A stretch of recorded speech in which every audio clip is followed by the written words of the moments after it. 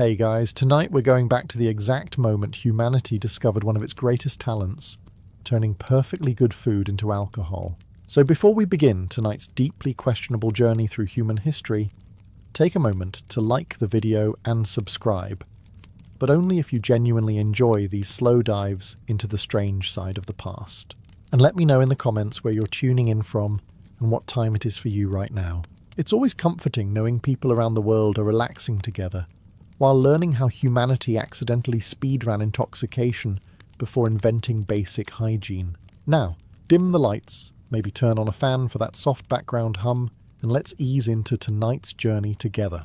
Long before humans built cities, invented money, or developed the deeply confusing ability to send emails while still forgetting birthdays, alcohol already existed quietly in nature. Deep in prehistoric forests, fruit regularly fell from trees and baked under the heat of the sun. Wild yeast floating invisibly through the air landed on the fruit's sugary surface, triggering fermentation. Somewhere millions of years ago, an ancient ape ate one of these fermented fruits and suddenly felt strangely relaxed, despite living in a world where almost everything could kill him. And honestly, that probably felt amazing. Scientists today believe early human ancestors evolved an attraction to the smell of ethanol, because it often signaled ripe, calorie-rich fruit. To prehistoric creatures struggling daily against starvation, every extra calorie mattered. Fermented fruit carried stronger scents, making it easier to locate in thick forests. Evolution basically trained our brains to think that weird sweet smell might solve some problems. Unfortunately, evolution forgot to include the sentence, "Maybe stop after 3. Even today, wild animals accidentally become intoxicated. Birds smash into branches after eating fermented berries. Elephants reportedly stagger around after consuming rotting fruit. Monkeys have been observed fighting each other over fermented snacks, proving that nature invented drunken arguments thousands of years before humans invented taverns, sports bars, or uncles who ruin holidays. For early hunter-gatherers, encounters with natural alcohol were probably common. Honey trapped inside hollow trees could ferment after rainwater mixed into it. Forgotten berries sitting in animal skins slowly transformed over time. Fruit left in baskets began bubbling mysteriously in the heat. Ancient humans likely had absolutely no scientific understanding of what was happening. They only understood the results: warmth, dizziness, laughter, reduced fear, terrible confidence. Suddenly, the quiet member of the tribe was loudly explaining how he could definitely outrun a wild boar this time. Another was staring into the fire, explaining that he had figured out existence. Meanwhile, someone else had fallen asleep beside a rock after consuming 6 handfuls of suspicious berries. Humanity was progressing beautifully. Alcohol may have provided temporary relief from brutal prehistoric life. It dulled pain, reduced anxiety, and encouraged bonding around campfires. For a few precious hours, people could forget the constant threats of predators, disease, freezing weather, and the horrifying realization that nobody had invented mattresses yet. And then humans made an important discovery: fermentation could happen again. That realization changed history forever, because once humans learned they could intentionally recreate this strange magical feeling, alcohol stopped being an accident of nature and slowly became one of civilization's favorite hobbies, right alongside storytelling, warfare, and making deeply questionable decisions with complete confidence. If the first alcoholic experience came from accidentally eating rotten fruit, the first intentional alcoholic drink was probably mead. Mead is made by fermenting honey with water, and unlike beer or wine, it required no farming, no cities, and no advanced tools. Ancient humans simply needed honey, patience, and the willingness to antagonize large groups of extremely aggressive bees. A surprisingly common human strategy throughout history. Imagine a prehistoric hunter climbing toward a wild beehive hidden inside a tree hollow. Smoke had not yet been perfected, protective clothing did not exist, and medicine was still several thousand years away. This person was essentially risking death for sugar. Honestly, humanity's commitment to sweet things has always bordered on irrational. But eventually the honey was collected, some of it mixed naturally with rainwater inside wooden containers, animal skins, or tree hollows. Wild yeast drifting through the air landed in the mixture. Fermentation began, And after enough time, humans discovered something remarkable. The honey water had become intoxicating. Unlike fermented fruit, mead was sweeter, stronger, and easier to reproduce intentionally. Early humans may not have understood chemistry, but they understood results. Drink this strange liquid, and suddenly the freezing night felt warmer. The endless stress of survival softened slightly, and your friend's terrible singing somehow became emotionally powerful. Scientists believe primitive mead may date back more than 9,000 years. That makes alcohol older than writing, older than kingdoms, and older than most organized religion.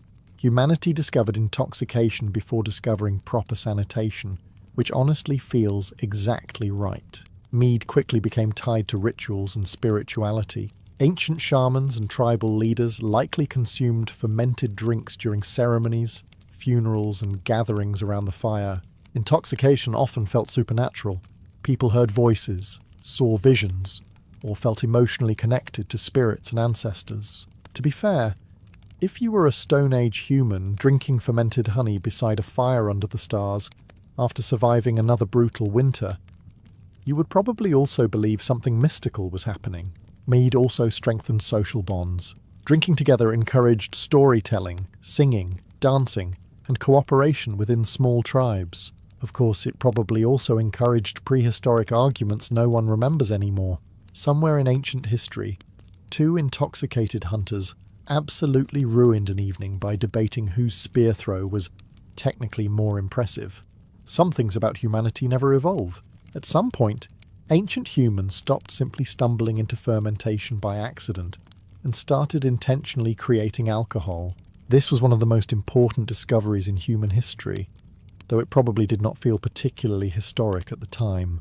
It likely looked more like a tired hunter staring suspiciously at a bubbling container and saying, well, it worked again. The first brewers had no scientific knowledge whatsoever. No chemistry, no measurements, no understanding of yeast. They did not know microorganisms existed. As far as they were concerned, liquids just occasionally transformed into magical confidence soup. And honestly, from their perspective, that was accurate enough. Early brewing probably involved trial and error across generations. People noticed that soaked grains changed over time. Fruit juice left in warm conditions became stronger.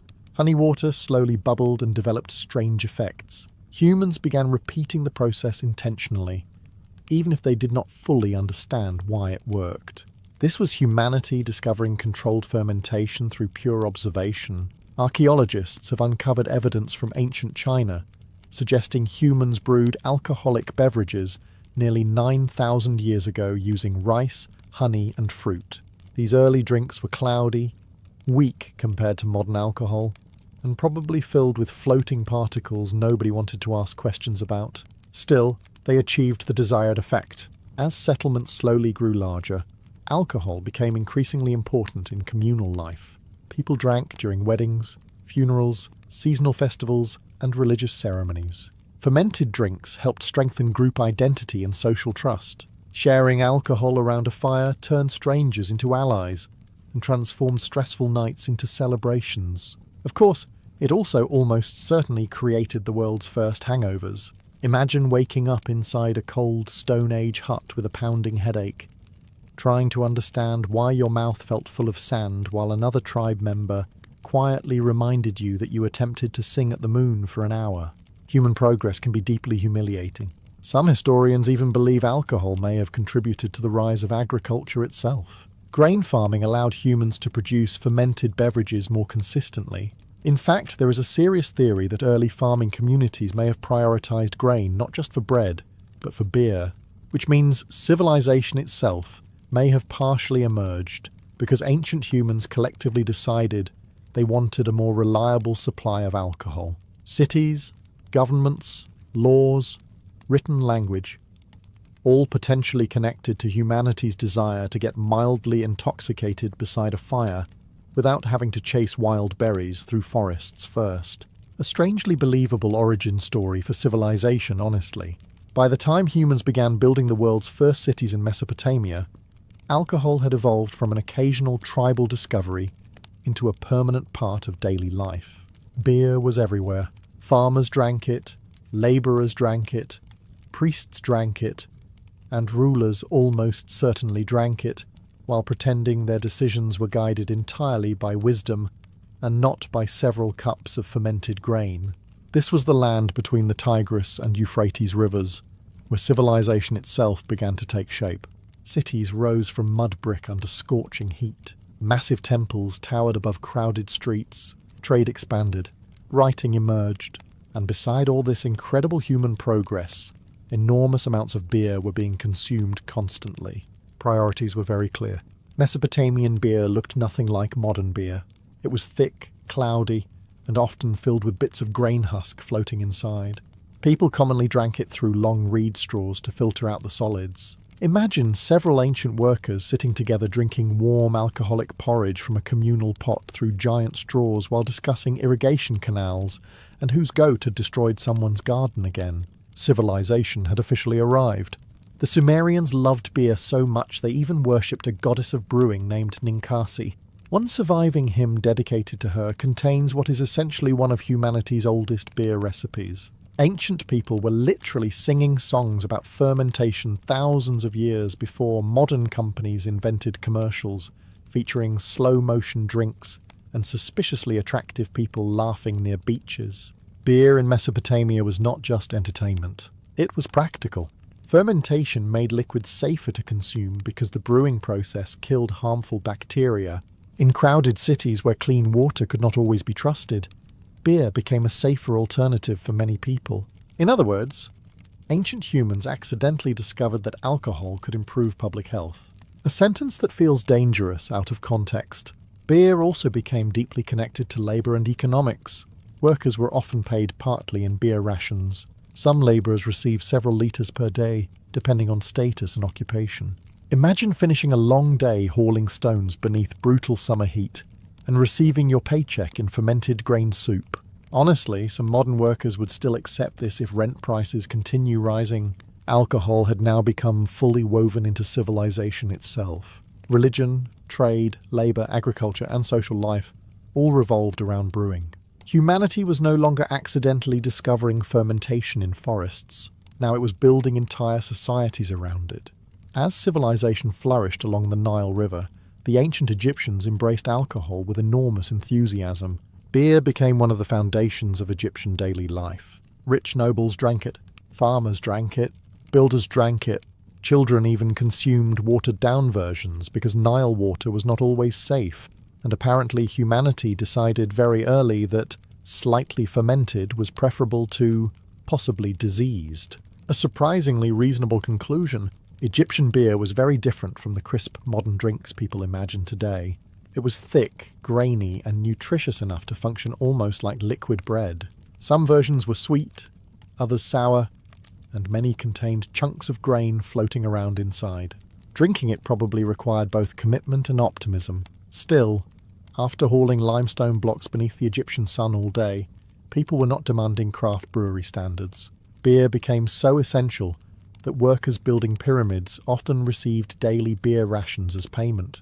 Entire labour systems partially operated through alcohol distribution. Somewhere near Giza, an exhausted worker once finished dragging enormous stones through the desert and thought, "At least tonight I get bread and several cups of mildly intoxicating grain sludge." And honestly, fair enough. The Egyptians also connected alcohol deeply to religion and mythology. Certain festivals encouraged ritual intoxication, especially those honouring the goddess Hathor.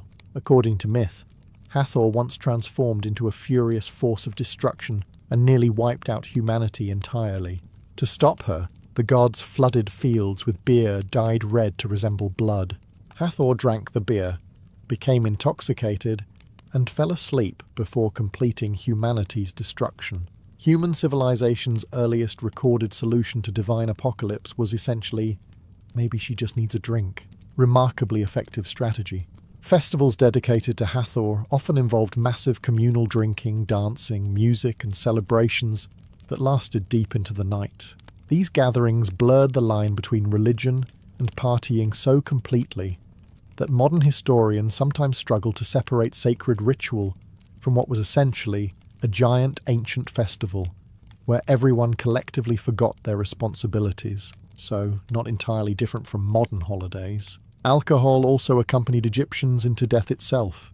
Tomb paintings frequently show banquet scenes filled with wine, beer, musicians and servants carrying drinking vessels. Some graves even contained jars of alcohol intended for the afterlife.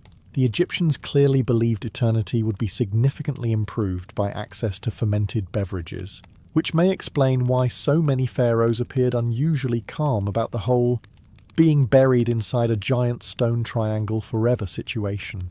While Egyptians mastered beer along the Nile, the ancient Greeks developed something they considered far more refined: wine.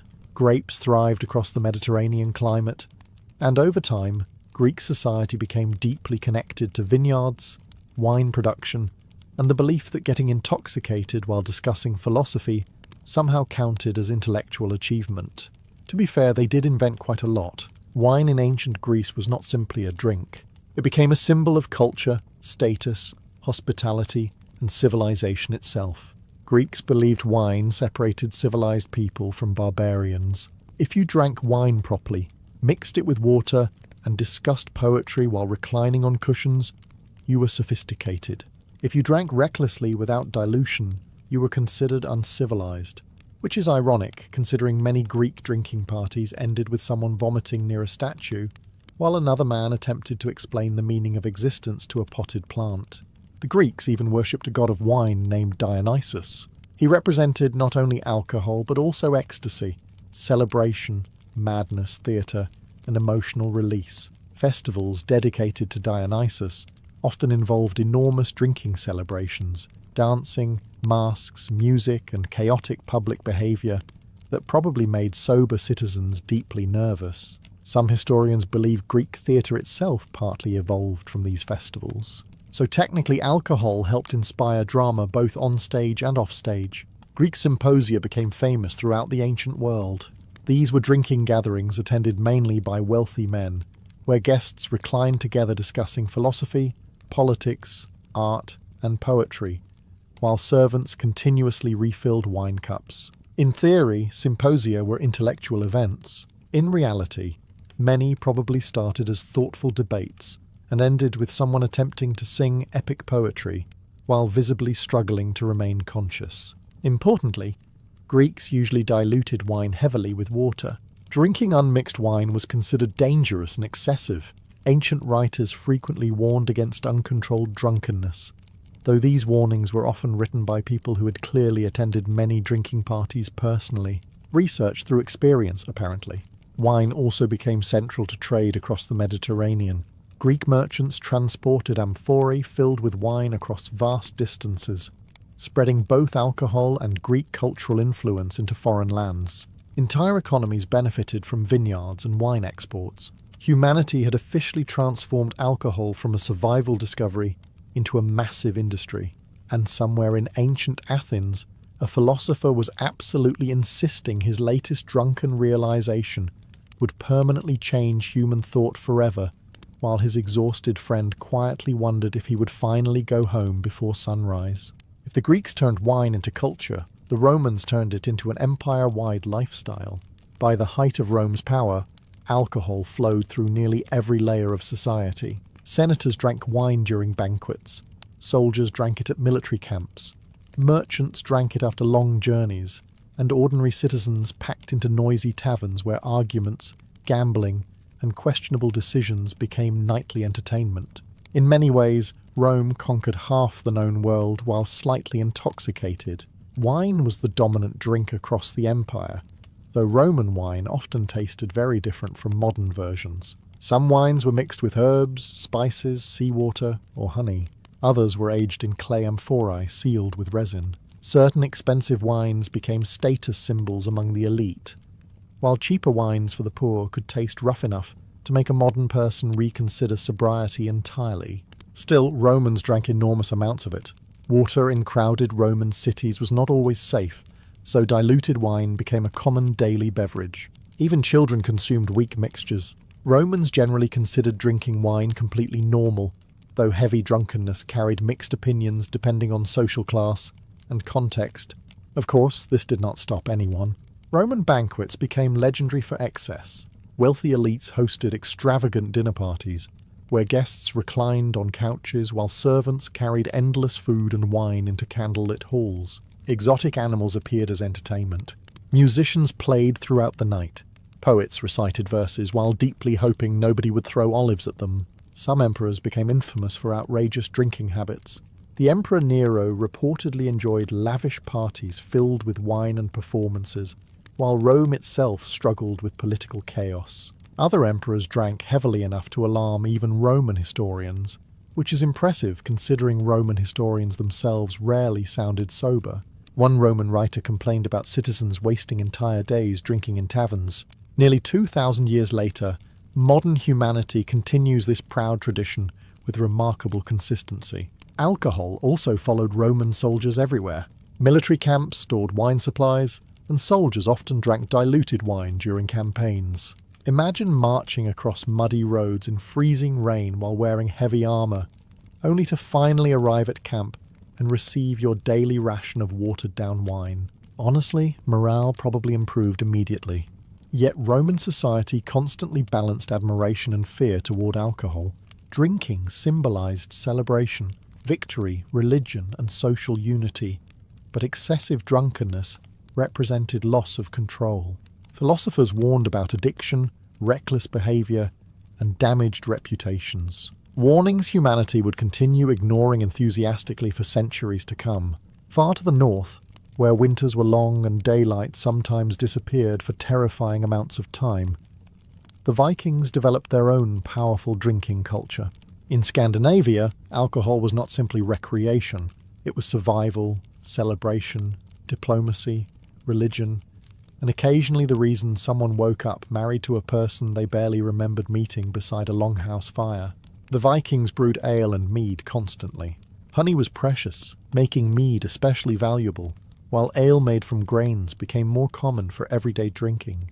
These beverages were usually weaker than many modern drinks, but Vikings consumed them in large quantities during communal feasts that could last deep into the night. And considering they spent much of their lives farming frozen ground or sailing across violent seas in wooden ships, they probably felt they had earned it. Feasting sat at the centre of Viking society. Chieftains hosted enormous gatherings inside smoky longhouses illuminated by firelight and crowded with warriors, families, musicians, and travellers. Drinking together strengthened loyalty between leaders and followers. Alliances were formed over shared cups. Oaths were sworn while drunk. Occasionally, terrible ideas were approved with shocking confidence, which helps explain several Viking invasions. Alcohol also carried spiritual meaning. The Norse gods themselves drank heavily in mythological stories. Valhalla, the legendary hall of fallen warriors, promised endless feasting and drinking after death. Vikings genuinely imagined paradise as an eternal banquet where brave warriors fought during the day and drank endlessly at night. Human imagination has always been beautifully consistent. Mead especially held symbolic importance. Poets called it the drink of inspiration, and Norse mythology even included magical mead capable of granting wisdom and poetic skill. Somewhere in medieval Scandinavia, an extremely intoxicated Viking was absolutely convinced he had become a brilliant philosopher, while everyone around him quietly avoided eye contact. Viking feasts could become loud, emotional, and dangerous. Sagas describe arguments escalating into bloodshed after too much drinking. Old grudges resurfaced. Insults spread quickly. One badly chosen sentence could transform a peaceful gathering into a violent feud lasting generations. Modern family holidays, but with axes. Yet drinking also helped Vikings endure brutal winters and isolation. Inside freezing longhouses, alcohol created warmth, storytelling, music, and social connection during endless dark nights. Around crackling fires, surrounded by snow and storms, mead and ale transformed survival into community. And after rowing across icy oceans beside men named things like Skull Splitter, a strong drink probably felt less like luxury and more like emotional therapy. While wine flowed through Greece and ale filled Viking halls, ancient China was developing one of the oldest and most sophisticated brewing traditions in human history. Archaeologists have discovered evidence of fermented drinks in China dating back nearly 9,000 years, making some of the earliest Chinese brewers among the first known alcohol producers on Earth, which means humanity reached inventing alcohol remarkably quickly after inventing containers. Early Chinese alcoholic drinks were made from combinations of rice, honey, millet, and fruit. These beverages were often brewed for rituals, ceremonies, and ancestor worship. In ancient Chinese society, alcohol was not merely entertainment. It became deeply connected to spirituality, political authority, and social order. Naturally, people still found ways to get completely drunk with it. During the Shang dynasty, elaborate bronze drinking vessels appeared across elite society. Kings and nobles hosted enormous ritual feasts where alcohol flowed continuously, while offerings were made to ancestors and gods. Drinking ceremonies reinforced power and hierarchy.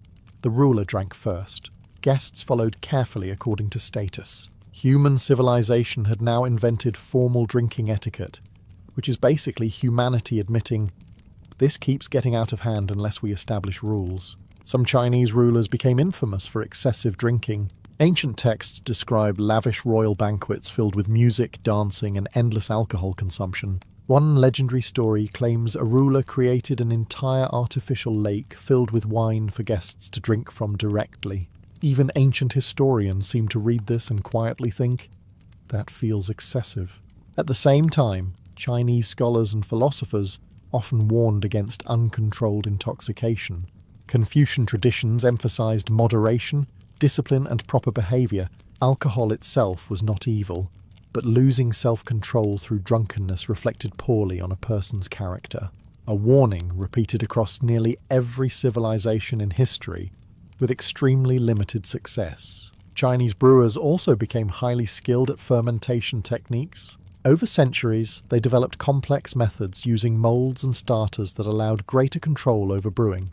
Unlike many early societies relying mostly on accidental fermentation, Chinese brewing increasingly resembled a true science, which was impressive, because meanwhile much of humanity was still discovering alcohol through the ancient experimental method known as leave this sitting here and hope for the best. Alcohol in China also inspired poetry and art. Famous poets wrote about drinking beneath moonlight, sharing wine with friends, or reflecting on life while intoxicated beside rivers and mountains. Of course, modern readers often interpret these poems as profound philosophical reflections, but occasionally they were probably just ancient versions of someone texting emotional thoughts at 2 a.m. after too many drinks. Across the oceans, long before Europeans arrived in the Americas, ancient civilizations like the Maya and the Aztecs had already developed their own powerful alcohol traditions. These societies brewed fermented drinks from maize, agave, cacao, and fruit, creating beverages tied deeply to religion, ritual, and community life. Humanity, separated by entire continents, had independently reached the exact same conclusion. Fermented liquids make ceremonies significantly more interesting.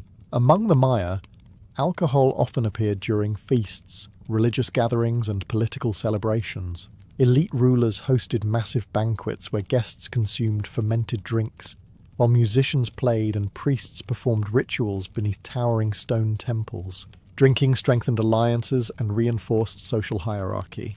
It also probably led to at least one noble loudly insisting he could definitely climb the temple stairs without assistance, moments before proving otherwise. The Aztecs developed one of the most famous alcoholic drinks in ancient America, pulque. Made from the fermented sap of the maguey plant, pulque had a thick, milky appearance and carried strong religious significance. According to Aztec mythology, the drink itself was considered sacred and connected to the gods. The Aztecs took alcohol surprisingly seriously.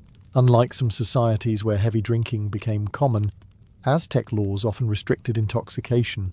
Young people especially faced strict rules against drunkenness. Public intoxication among ordinary citizens could result in harsh punishment, which strongly suggests ancient Aztec leaders had already witnessed enough disastrous drunken behavior to conclude, we need laws immediately. Older adults, priests, and warriors sometimes enjoyed greater freedom during festivals and ceremonies. Ritual intoxication played an important role in honouring deities.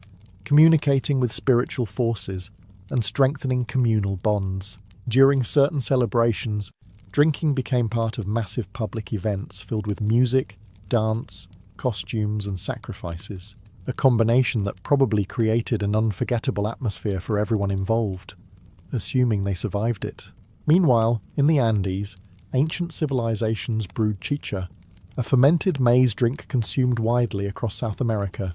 Entire communities gathered to produce and share it during labor projects, religious events, and political negotiations. Drinking together reinforced loyalty and cooperation.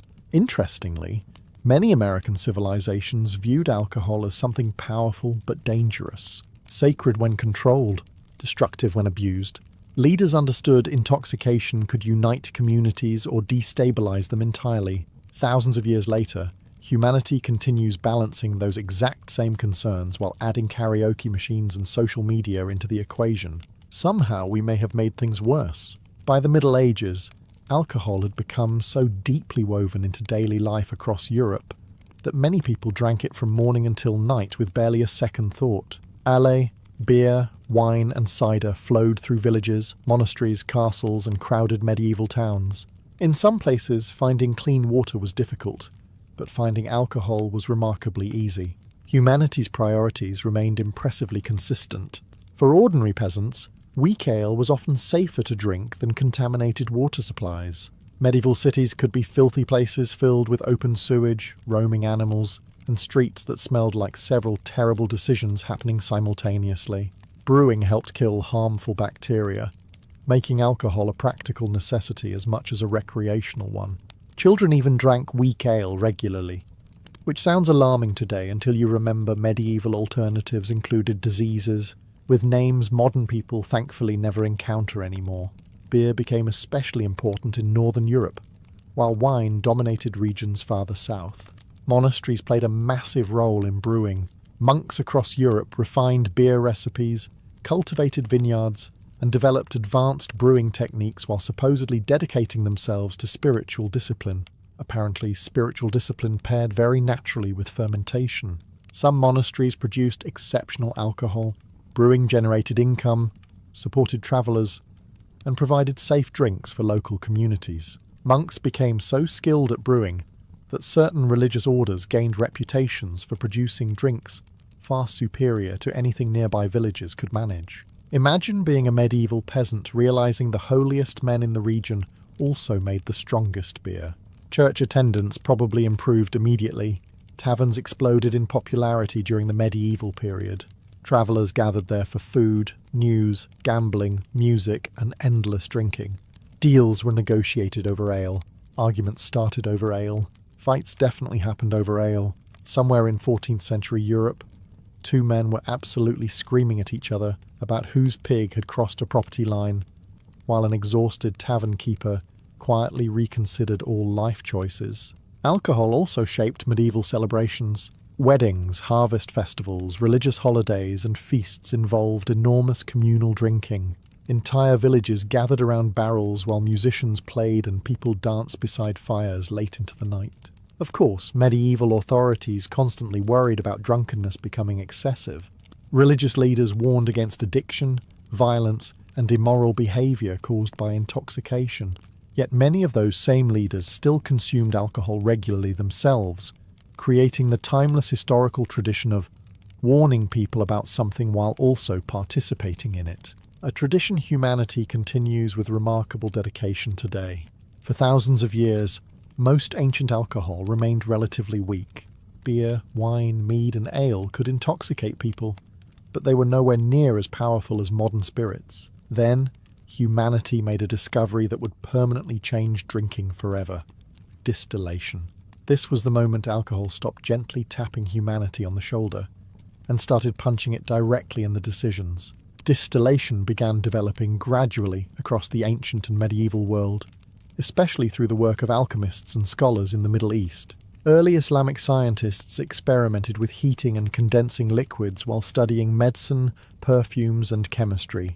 During this process, they discovered that alcohol vapor could be separated and concentrated into far stronger forms. Humanity had accidentally upgraded from campfire storytelling fuel to I absolutely should not send that message fuel. Ironically, many Islamic societies restricted alcohol consumption for religious reasons, yet Muslim scholars still played a critical role in advancing distillation science. Their research spread into Europe over time, where monks, physicians, and alchemists quickly became fascinated by the possibilities of concentrated alcohol. At first, distilled spirits were mainly used medicinally. Early liquors were often called aqua vitae, meaning water of life. Doctors prescribed alcohol for pain, digestion, infections, stress, exhaustion, and probably situations where they simply had no better ideas available, which, medically speaking, was most situations in the Middle Ages. These early spirits were harsh, smoky, and often incredibly strong.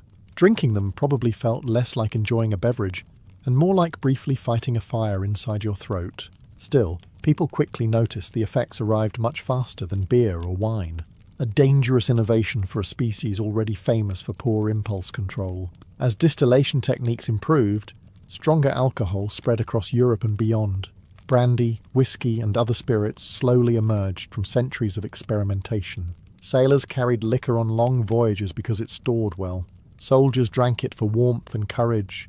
Taverns began serving increasingly potent drinks to increasingly questionable customers. Some rulers even taxed alcohol heavily, realizing humanity would apparently sacrifice almost anything before giving up access to intoxication. Distilled spirits also changed social drinking entirely. Beer and wine had usually been consumed slowly over long meals or communal gatherings. Strong liquor, however, could overwhelm people quickly. Societies suddenly faced new levels of addiction, violence, and public disorder tied to alcohol. Humanity had taken one of its oldest habits and made it dramatically more efficient. History suggests this was inevitable. As exploration expanded across the seas, alcohol became one of the most important supplies carried aboard ships. Sailors crossing dangerous oceans during the age of exploration relied heavily on beer, wine, rum, and other spirits to survive long voyages filled with storms, disease, boredom, and the constant possibility of dying extremely far from home, which tends to increase drinking motivation.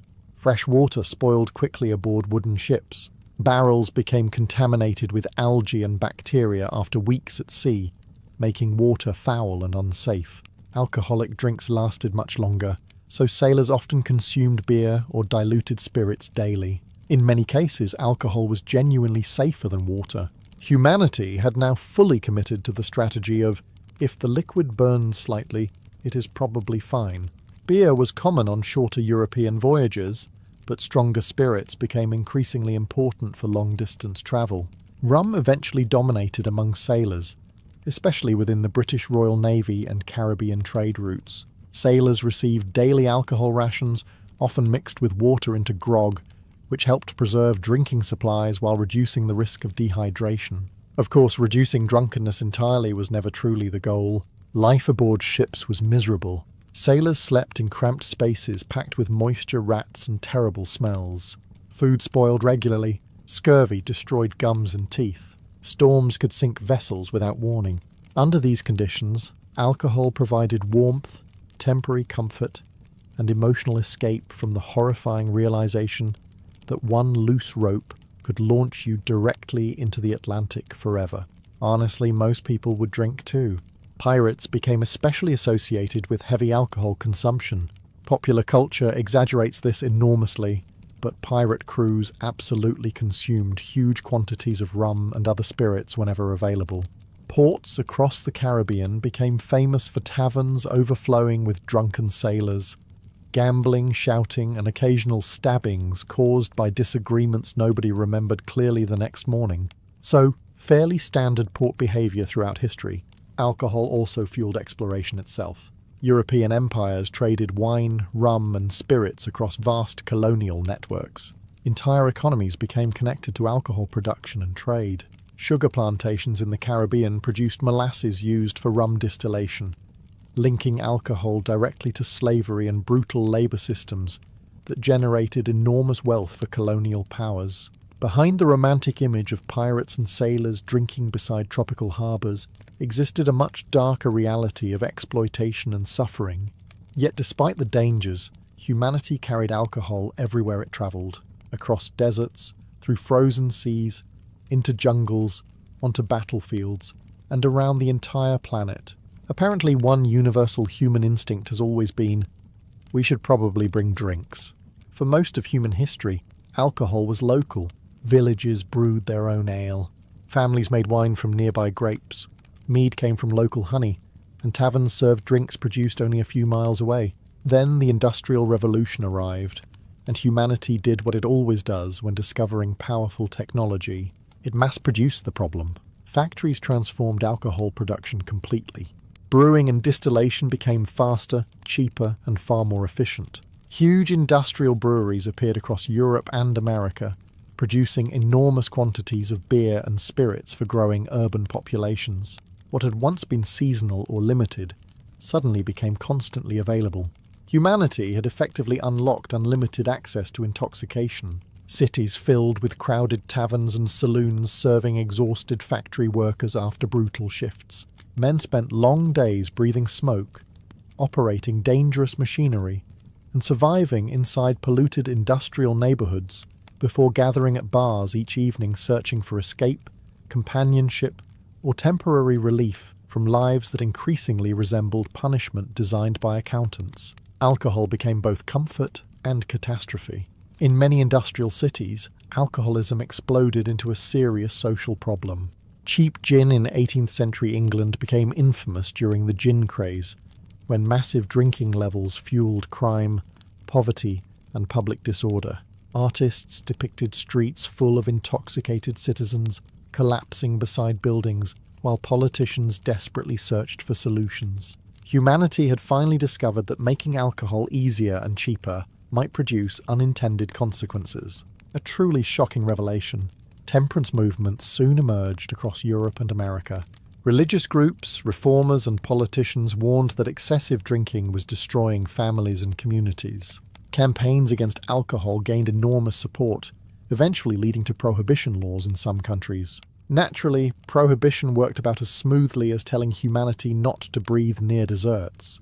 In the United States, alcohol bans during the 20th century fueled organized crime, illegal bars, smuggling networks, and widespread corruption.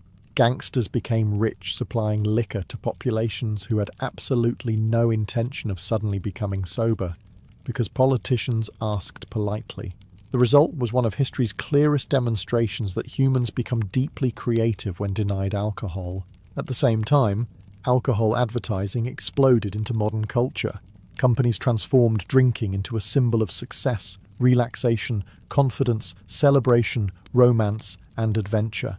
Entire industries emerged around branding fermented liquids in increasingly attractive bottles, while quietly avoiding discussions about hangovers, regrettable decisions, or waking up wondering why you confidently explained your business ideas to strangers at 2 a.m. Civilization had now fully commercialized humanity's oldest escape. After thousands upon thousands of years, across every continent and nearly every civilization, one fact becomes impossible to ignore. Humans never stopped drinking alcohol.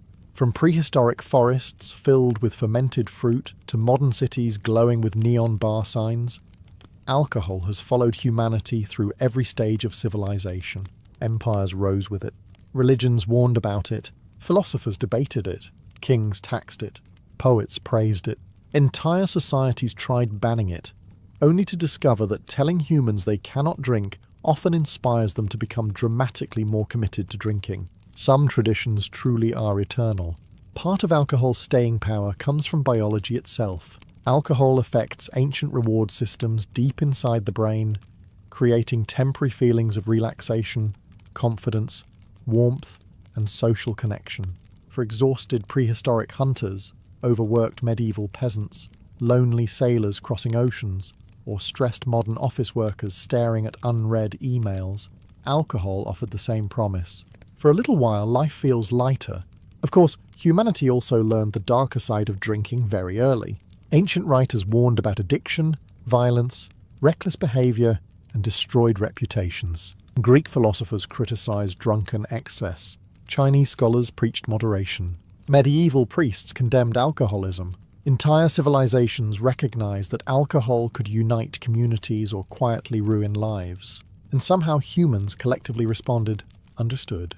Anyway, yet alcohol survived because it became tied to something deeper than intoxication itself. Humans drink during celebrations, funerals, weddings, victories, heartbreaks, religious rituals, family gatherings, and lonely nights. Alcohol became woven into storytelling, music, friendship, grief, and memory. It transformed from a chemical reaction into a social ritual. Think about how strange this really is. Somewhere millions of years ago, fruit accidentally rotted beneath the sun. Tiny microorganisms humans could not even see converted sugar into ethanol. One curious primate ate the fruit and experienced something unusual. From that tiny prehistoric moment came taverns, vineyards, breweries, pirate rum, royal banquets, Viking feasts, philosophical wine debates, drunken poetry, questionable karaoke performances, and countless historical disasters that probably sounded brilliant at the time. Civilization itself evolved beside fermentation, and despite all our technology, modern humans are not so different from those ancient ancestors sitting around fires with fermented honey. We still gather together searching for warmth, laughter, connection, and temporary escape from fear and uncertainty. Only now the containers are cleaner, the drinks are stronger, and unfortunately, someone eventually invented group chats, which may have been humanity's most dangerous innovation of all. In ancient Egypt, life was never simple. The sun rose because the gods allowed it. The Nile flooded because divine forces willed it. Your headache, your broken sandals, your neighbour's suspicious goat, and that strange noise outside your mud brick house at night could all have some spiritual explanation attached to them. Egyptians lived in a world where invisible forces constantly hovered around everyday life, watching, influencing, blessing, punishing, and occasionally ruining someone's afternoon for reasons nobody fully understood. To modern people, some of these fears sound extreme, but honestly, if you lived in ancient Egypt, you probably would have been superstitious too. The desert could kill you, the river could kill you, snakes could kill you, crocodiles could kill you, food spoiled quickly, infections arrived suddenly, and medicine often involved honey, herbs, prayers, and a suspicious amount of crocodile ingredients. So Egyptians developed an entire spiritual system designed to protect themselves from the chaos they believed surrounded humanity at all times. That chaos had a name: Isfet. Isfet represented disorder, destruction, lies, disease, and cosmic imbalance. Basically every terrible thing rolled into one invisible force. Opposing it was Ma'at, the sacred balance of truth and harmony that kept civilization functioning. Every ritual, prayer, charm, and offering helped keep Ma'at alive. Without it, Egyptians believed the world itself could collapse into disaster. So yes, even wearing the wrong amulet probably felt stressful. Ancient Egyptians somehow turned accessorizing into a matter of cosmic survival. Protective charms became part of daily life. Farmers wore amulets while working fields. Sailors carried charms onto boats crossing the Nile. Mothers hung magical symbols near children's beds. Wealthy nobles covered themselves in jewellery shaped like sacred animals and gods. One of the most popular protective figures was Bez, a strange dwarf-like god with bulging eyes, a lion's mane, and his tongue sticking out. He looked less like a divine being, and more like a tavern fighter who had slept in a ditch, which was exactly why people trusted him. Evil spirits apparently took one look at Bes and decided to harass someone else instead. Meanwhile, priests performed rituals constantly to push back unseen dangers. Spells were recited over food, medicine, pregnancies, and funerals. Some Egyptians even believed speaking certain words incorrectly could attract bad luck. Imagine trying to relax in a civilization where pronouncing something wrong might accidentally invite supernatural chaos into your home. Suddenly, modern autocorrect problems do not seem so dramatic anymore. Ancient Egyptians did not believe luck alone could protect them. Luck was unreliable. Luck forgot things. Luck probably wandered off halfway through the day and got distracted by a goat somewhere near the Nile. Real protection came from amulets.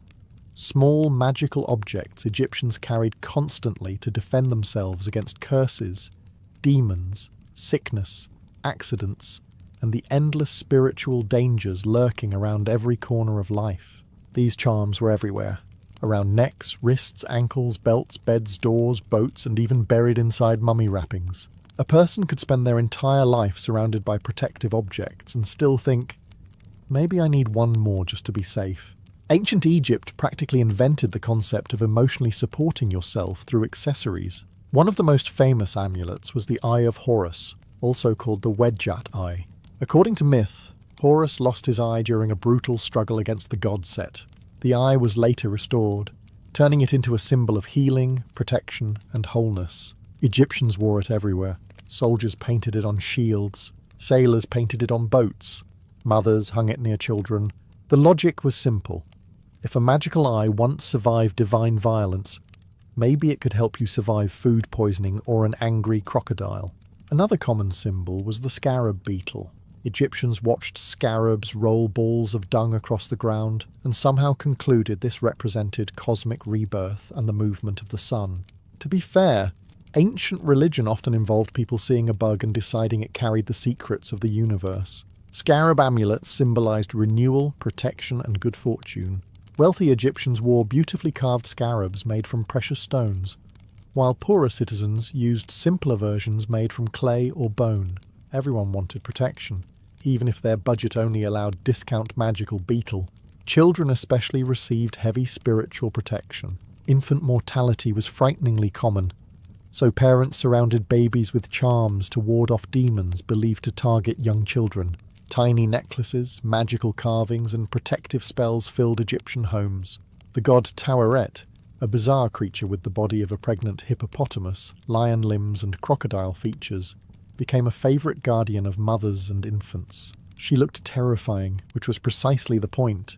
Egyptians assumed evil spirits preferred easier targets. Even the dead received amulets. Mummies were wrapped with dozens of magical objects placed carefully between layers of linen.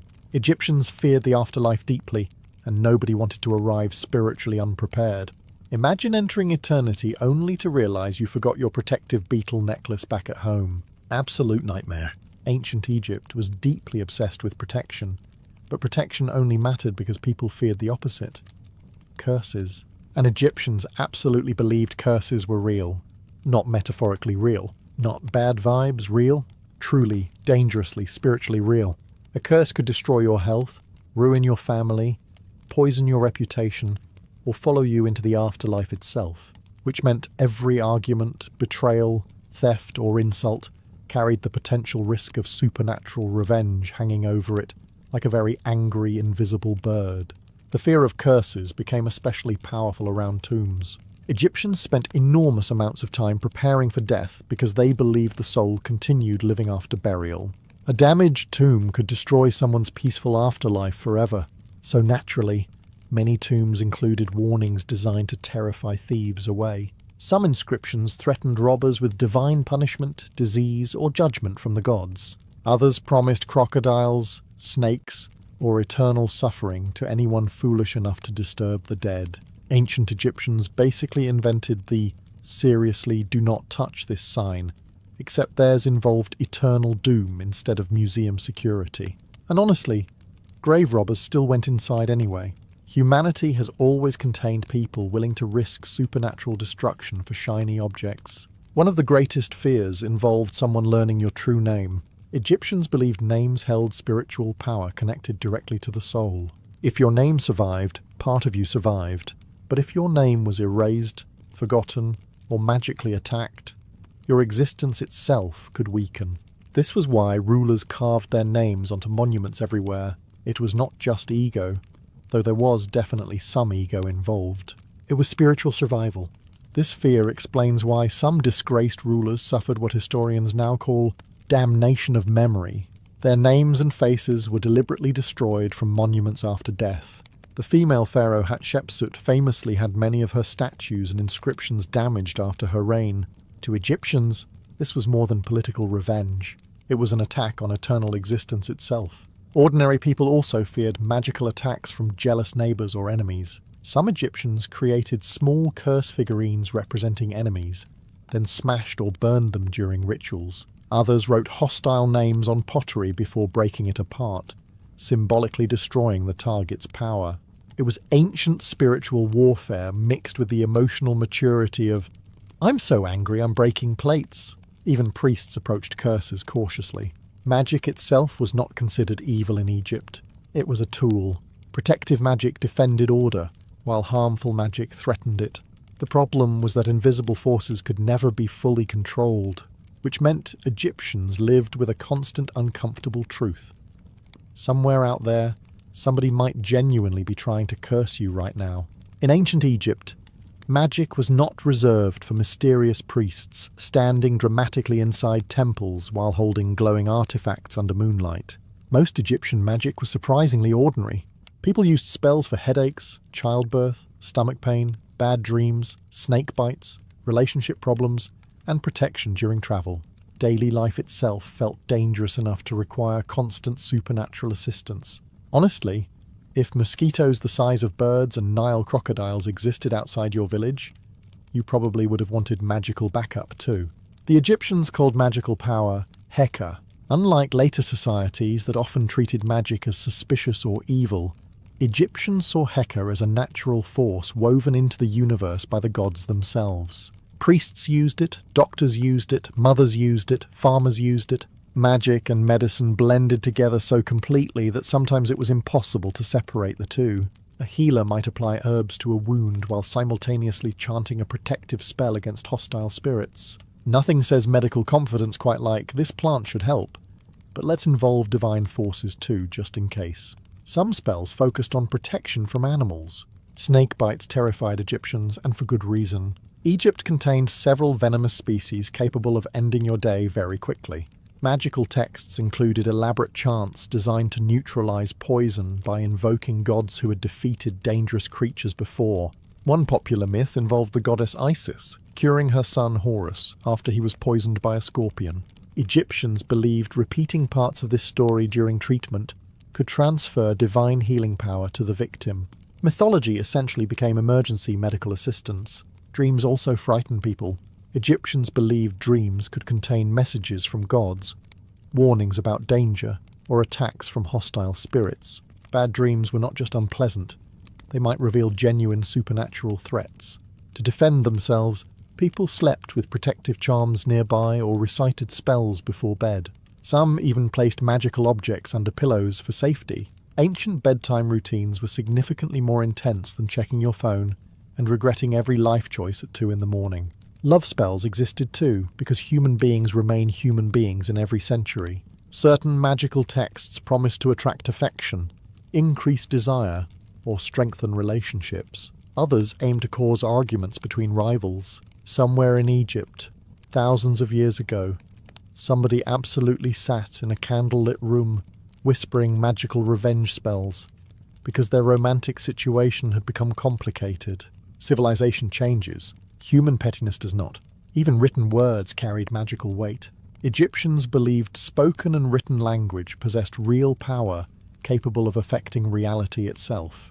This meant spells had to be recited carefully and precisely.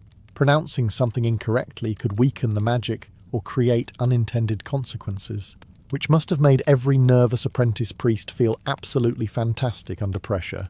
Ancient Egyptians believed envy itself could become dangerous. A jealous glance, an angry stare, or even excessive admiration might invite harm into someone's life. This fear eventually became tied to what many cultures later called the evil eye, the idea that negative energy from another person could cause sickness, bad luck, infertility, accidents, or spiritual imbalance. In Egypt, where unseen forces already seemed responsible for half of life's problems, this belief spread easily. Imagine finally harvesting a good crop after months of exhausting labor under the desert sun. Your neighbors compliment your success a little too enthusiastically. Then suddenly your donkey breaks a leg, your storage jars crack, and your son develops a fever. To Egyptians, this was not coincidence. Somebody's envy may have spiritually poisoned your good fortune. Ancient Egypt was essentially a civilization where people could compliment your necklace and accidentally terrify you. Children were considered especially vulnerable to harmful attention. Parents feared excessive praise could attract dangerous spirits or jealous energy toward infants. Mothers often placed protective amulets around children's necks or painted magical symbols near beds and cradles. The dwarf god Bez appeared constantly in homes because his grotesque appearance supposedly scared evil forces away. His face decorated beds, mirrors, cosmetics, and furniture. Imagine being so spiritually intimidating that your image gets placed on nursery walls specifically to frighten invisible demons. Truly an elite career achievement. Pregnant women also received heavy magical protection. Childbirth was incredibly dangerous, and Egyptians believed hostile spirits targeted mothers during labour. Protective wands carved from hippopotamus ivory featured terrifying creatures and gods designed to guard against evil influences. The goddess Taweret became one of the most beloved protectors of women and children. With her strange mix of hippopotamus, crocodile, and lion features, she looked less like a comforting mother figure and more like something guarding the gates of the underworld, which once again was exactly the point. Even beauty itself carried spiritual risks. Wealthy Egyptians sometimes avoided displaying too much success openly, fearing they might attract envy or supernatural attention. Jewelry, homes, clothing, and status all required balance. Too much pride could offend the gods or invite jealousy from others. Ancient Egyptians somehow managed to make social anxiety into a religious experience. To defend against harmful attention, people used charms, prayers, gestures, and rituals constantly. Some wore the Eye of Horus for protection. Others carried scarab amulets or recited short spells during moments of vulnerability. Life in Egypt felt spiritually crowded. Invisible dangers were everywhere, and one careless glance from the wrong person might supposedly throw your entire existence into chaos. Relaxation was not exactly a major feature of ancient Egyptian culture. Ancient Egypt did not see animals as simple creatures wandering around the landscape. Animals carried messages, spiritual meaning, and sometimes terrifying warnings from the gods. Egyptians observed the natural world obsessively, searching for signs hidden in the behavior of birds, cats, crocodiles, snakes, and countless other creatures. If an animal behaved strangely, people paid attention, because in Egypt, a random bird landing nearby might not just be a bird. It might be destiny arriving dramatically with feathers. Cats became especially sacred because of their connection to the goddess Bastet. Cats protected grain stores by hunting rats and snakes, making them incredibly valuable in Egyptian homes. Over time, people began viewing them as spiritual protectors against evil forces. Hurting a cat was considered horrifyingly unlucky, and in some periods, even accidentally killing one could bring severe punishment. House cats were pampered, mourned, decorated with jewellery, and occasionally treated better than certain members of society. Somewhere in ancient Egypt, a man probably lost an argument to a cat and simply accepted that the cat had higher spiritual authority. Crocodiles inspired a very different emotion: absolute terror. The Nile crocodile was powerful, unpredictable, and fully capable of removing someone from existence in seconds. Egyptians respected these creatures deeply and associated them with the god Sobek. Sobek represented strength, military power, fertility, and the dangerous unpredictability of the Nile itself. Some temples even kept sacred crocodiles adorned with jewellery and fed by priests, which sounds noble until you remember somebody still had to volunteer for feeding the giant holy predator duty every morning. Snakes also carried intense spiritual meaning. Cobras symbolized royal protection and divine authority, appearing on the crowns of pharaohs as the Urious serpent. Egyptians believed the cobra could spit divine fire at enemies threatening the ruler. At the same time, snakes also represented chaos and danger. The monstrous serpent Apophis, enemy of the sun god Ra, symbolized darkness trying to consume the world every night. Priests performed rituals regularly to help Ra defeat Apophis before sunrise. Imagine waking up every morning technically grateful the universe still existed because priests and the sun god won another cosmic snake battle overnight. Birds, especially ibises and falcons, were also seen as divine messengers. Falcons connected to Horus represented kingship and heavenly power. Ibises symbolized wisdom through the god Thoth. Egyptians constantly interpreted animal behavior as signs from the divine world. A civilization already filled with curses, demons, magical spells, and jealous spirits somehow also managed to turn basic wildlife observation into an ongoing supernatural mystery investigation. For ancient Egypt, death was not the end of existence. It was the beginning of an extremely stressful journey, filled with monsters, divine judgment, magical passwords, traps, and endless opportunities for your soul to fail horribly. Egyptians spent much of their lives preparing for the afterlife because they genuinely believed eternity depended on proper rituals and spiritual protection. Dying unprepared was basically the cosmic equivalent of showing up to a survival expedition without food, water, or pants. The soul itself was complicated. Egyptians believed a person contained multiple spiritual parts, including the ka, ba, and ak. The ka needed food offerings to survive after death. The ba could travel between worlds. The ak represented the transformed spirit capable of living eternally among the gods. Naturally, preserving the body became critically important because the soul still needed to recognize and reconnect with it. Hence mummification, a process that turned death into an expensive and deeply uncomfortable science project. Mummification rituals protected the dead from decay and spiritual destruction. Priests removed organs carefully, wrapped the body in linen, and placed protective amulets between the layers. One of the most important charms was the scarab placed near the heart. Egyptians feared the heart might betray them during divine judgment by confessing every terrible thing they had done, which honestly feels unfair because the heart apparently had absolutely no loyalty.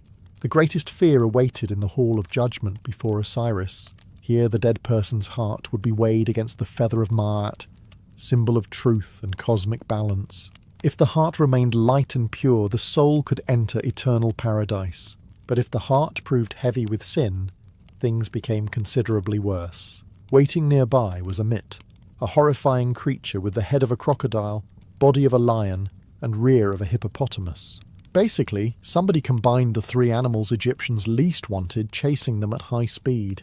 If judgment failed, Amit devoured the soul completely, condemning the person to oblivion forever. No paradise, no second chances, just spiritual deletion. To survive this terrifying process, Egyptians buried the dead with magical texts now called the Book of the Dead. These writings contained spells, passwords, instructions, and guidance for navigating the afterlife safely. The dead essentially needed a supernatural travel guide to avoid eternal disaster. Imagine requiring memorized magical dialogue options just to continue existing after death. Ancient Egyptian spirituality somehow managed to turn eternity into the world's most dangerous bureaucratic exam. In ancient Egypt, the gods were not distant beings quietly observing humanity from the heavens. Egyptians believed the gods actively influenced daily life, responded to prayers, caused disasters, granted protection, and occasionally made their opinions known in ways that terrified entire communities. Because of this, priests held enormous power. They were not simply religious figures. They were guardians of cosmic order, interpreters of divine will, and the exhausted middle managers standing between humanity and supernatural chaos. Temples operated like spiritual fortresses. Inside them stood sacred statues believed to physically house the presence of a god. Priests washed, dressed, perfumed, and fed these statues every day through elaborate rituals. To modernize, it may sound symbolic. To Egyptians, it was completely real. If rituals failed, the gods might become angry, and angry gods tended to express themselves through famine, disease, political collapse, or giant river problems. Nothing motivates religious dedication quite like believing the universe itself could unravel if you forget a ceremonial prayer. Many Egyptians visited temples seeking answers about the future. Oracles became especially important during periods of uncertainty. People asked questions about illness, marriages, crimes, business disputes, and political decisions. Priests would then interpret signs or movements believed to reveal the god's response. In some ceremonies, sacred statues were carried on platforms by priests, and the way the statue supposedly moved determined the answer. Somewhere in ancient Egypt, entire legal disputes were probably settled, because a group of sweating priests carrying a heavy statue tilted slightly to the left. Dreams also served as messages from the divine world. Some Egyptians travelled to temples specifically to sleep there in hopes of receiving visions from the gods. This practice, called dream incubation, allowed priests to interpret supernatural messages revealed during sleep. Good dreams might promise healing or protection. Bad dreams could warn of danger ahead. Considering how many terrifying animal-headed gods existed in Egyptian religion, Some people probably woke up from these dreams needing immediate emotional recovery. The god Thoth became especially associated with sacred knowledge, writing, and magical understanding. Priests dedicated to Thoth studied rituals, astronomy, medicine, and spiritual texts. Literacy itself carried mystical importance because written words were believed to contain real supernatural power. Writing something down could help make it spiritually effective. Ancient Egypt essentially treated language like controlled magic. Ordinary people respected priests deeply, but also feared them somewhat. Priests understood rituals, knew secret spells, and communicated with divine forces invisible to everyone else. In a society already obsessed with curses and supernatural dangers, anyone claiming direct access to the gods automatically became both comforting and slightly unsettling. Egyptians trusted priests to protect the balance of the universe, while also probably hoping they would never become personally offended enough to curse somebody on the way home. Ancient Egypt was one of the most advanced civilizations of the ancient world.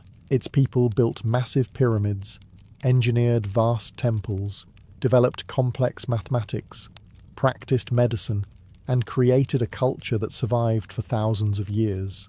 And yet, beneath all that greatness lived a society constantly worried about invisible dangers lurking just beyond human sight. Demons, curses, jealous spirits, angry gods, bad dreams, evil eyes, dangerous names, and cosmic chaos haunted everyday Egyptian life from birth until death. To modern people, some of these fears may sound irrational. But to Egyptians, the world genuinely felt fragile. One failed Nile flood could create famine. A sudden illness could wipe out a family in days. A snake hidden in tall grass could end a life before sunset. Nature itself often appeared unpredictable and cruel. Superstition became a way of imposing order onto a dangerous world. If invisible forces caused suffering, then perhaps rituals, charms, and prayers could keep disaster away. Ancient Egypt survived partly because its people desperately wanted the universe to make sense. This constant fear shaped nearly every aspect of society. Homes filled with protective symbols, jewelry doubled as spiritual armor. Religious rituals governed politics, medicine, agriculture, childbirth, and burial.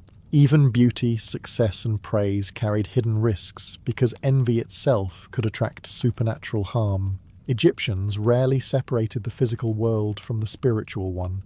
To them, everything connected together in ways both visible and invisible. The gods reflected these anxieties perfectly. Protective gods like Bes and Taweret looked frightening because protection itself needed to intimidate evil. The afterlife contained terrifying judges and soul-devouring monsters because morality carried eternal consequences. Priests guarded sacred knowledge because words themselves possessed power.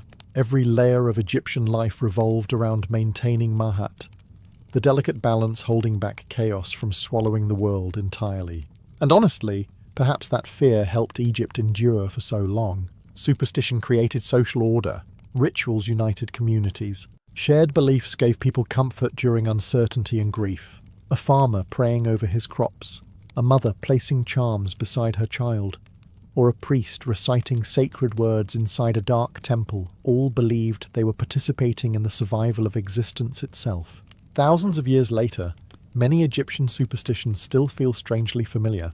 People still fear bad luck, evil eyes, curses, and unseen forces shaping their lives. Humans still search for signs, protection, and meaning in uncertain times. Ancient Egyptians may have wrapped their fears in scarabs, spells, and crocodile gods, but underneath it all, they were doing something deeply human, trying to feel safe in a world that never fully promised safety. In medieval Catholic Church monasteries, one of the first signs that a man had abandoned ordinary life was the strange haircut sitting on top of his head. The tonsure, the famous shaved crown surrounded by a ring of hair, became one of the most recognizable symbols of medieval monks. To modern people, it can look oddly comedic, like somebody lost a disagreement with gardening tools. But in the Middle Ages, the tonsure carried deep spiritual meaning. It marked the moment a man symbolically cut himself away from pride, wealth, vanity, and worldly ambition. For many monks, the haircut itself became part of a sacred ritual, A young novice entering monastic life often arrived with the same appearance as any ordinary medieval man. He still carried traces of his former identity, family connections, personal ambitions, maybe even dreams of marriage, land, or military glory. Then came the shaving ceremony. Hair fell to the floor while prayers were recited nearby. In that moment, the monk publicly surrendered his old life and accepted obedience to God and the monastery.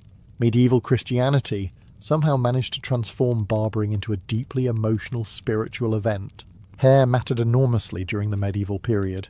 Long, healthy hair often symbolized status, masculinity, and nobility. Kings and warriors took pride in their appearance. Noblemen groomed their hair carefully to display wealth and authority. By shaving part of the head, monks intentionally rejected those values. The tonsure announced to the world, "I no longer belong to earthly society," or at least, "I no longer care about looking attractive while copying manuscripts in freezing stone buildings." Many Christians also connected the circular shape of the tonsure to the crown of thorns worn by Jesus Christ during the crucifixion. Every monk carried a physical reminder of humility and suffering directly on his body. The bald spot symbolized sacrifice, discipline, and devotion. Even vanity itself became dangerous inside monastic culture. Excessive grooming suggested pride, and pride ranked among the most feared sins in medieval Christianity. The tonsure also created separation. A monk could not easily hide his identity in public. Whether travelling through villages, working fields, or praying inside candlelit chapels, his shaved head marked him immediately as part of a religious community. It was both spiritual symbol and social branding. Medieval monasteries understood something modern corporations would later master perfectly. Once people recognize the haircut, they remember the institution. And honestly, the hairstyle probably helped monasteries in another way too. In a world without photographs, uniforms, or ID cards, it was difficult to mistake a monk for anyone else, especially when he walked silently through the village carrying manuscripts while looking permanently halfway through a haircut. Once a monk received the tonsure, his life changed completely. Medieval monasteries were not peaceful retreats where men casually wandered through gardens thinking deep thoughts beside birdsong all day. They were highly disciplined communities ruled by strict schedules, endless routines, silence, prayer, labour, and obedience. The shaved head symbolised humility, but daily monastic life made sure humility stayed fully operational at all times. Most monasteries followed rules inspired by Benedict of Nursia and his famous Rule of St. Benedict. This text organised nearly every part of monastic existence, from sleeping arrangements to prayer schedules to acceptable conversation. A monk's day revolved around structure.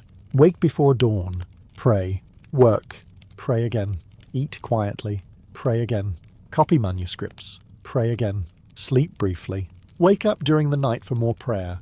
Medieval monks somehow managed to turn exhaustion into a spiritual lifestyle. The monastery bell controlled everything. Bells announced prayer times, meals, labour periods, and sleep. A monk rarely acted according to personal desire. His time belonged entirely to the monastery and to God. Even speaking could become restricted. Many monasteries encouraged long periods of silence to reduce gossip, distraction, and sinful thoughts. Meals were often eaten quietly while one monk read scripture aloud to the others. Imagine trying to enjoy stale bread and thin soup, while someone solemnly reads about eternal salvation in the background. Not exactly a lively dinner atmosphere. The tonsure reinforced this discipline visually. Every time monks saw one another, they saw identical shaved crowns, reminding them they had abandoned individual vanity for collective devotion. Personal identity mattered less than obedience and humility. In many monasteries, monks even slept in shared dormitories with simple beds and rough blankets. Privacy barely existed. Your spiritual growth happened collectively, alongside dozens of equally tired men trying not to fall asleep during midnight prayers. Daily labour formed another major part of monastic life. Monks farmed fields, brewed ale, cooked meals, repaired buildings, cared for animals, and copied books by hand inside freezing scriptoria. Some monasteries became centres of learning, where manuscripts preserving ancient knowledge survived, because generations of exhausted monks spent their lives hunched over ink and parchment. One distracted sneeze could ruin hours of work, Medieval scholarship truly rested upon the unstable foundation of cold fingers and severe back pain. Despite the harsh routines, many monks genuinely believed this lifestyle purified the soul. Discipline weakened temptation. Silence encouraged reflection. Repetition created spiritual focus. The shaved head became more than a haircut. It was the outward sign of a man slowly separating himself from worldly distractions. Though realistically, many monks were probably still distracted occasionally by thoughts of warmer beds, better food, and not having to wake up before sunrise every single day of their lives. You might assume medieval monks all shaved their heads the same way. After all, once you decide to remove part of your hair for God, how many variations could there really be? Surprisingly, quite a few. And naturally, medieval Christians found ways to argue about them with remarkable seriousness. Because if there is one thing history proves repeatedly, it is that human beings can transform absolutely anything into a theological dispute, including hairstyles. Different regions of Christian Europe developed different forms of the tonsure. The most familiar version today was the Roman tonsure, where the crown of the head was shaved while leaving a circular ring of hair around it. This style became strongly associated with the authority of the Catholic Church and gradually spread across much of Europe. But in places like Ireland and parts of Britain, monks often used what historians now call the Celtic tonsure. Instead of shaving a circle on the crown, some Celtic monks shaved the front portion of the head from ear to ear, while leaving hair long in the back. To modern eyes, it may have looked less like a holy monk and more like somebody halfway through losing a bet. Yet to medieval Christians, these differences carried real symbolic importance. The disagreements surrounding these styles reflected deeper tensions inside Christianity itself. Irish monastic traditions developed somewhat separately from Rome for centuries, creating differences in rituals, calendars, and religious practices. Haircuts became visual markers of loyalty and identity.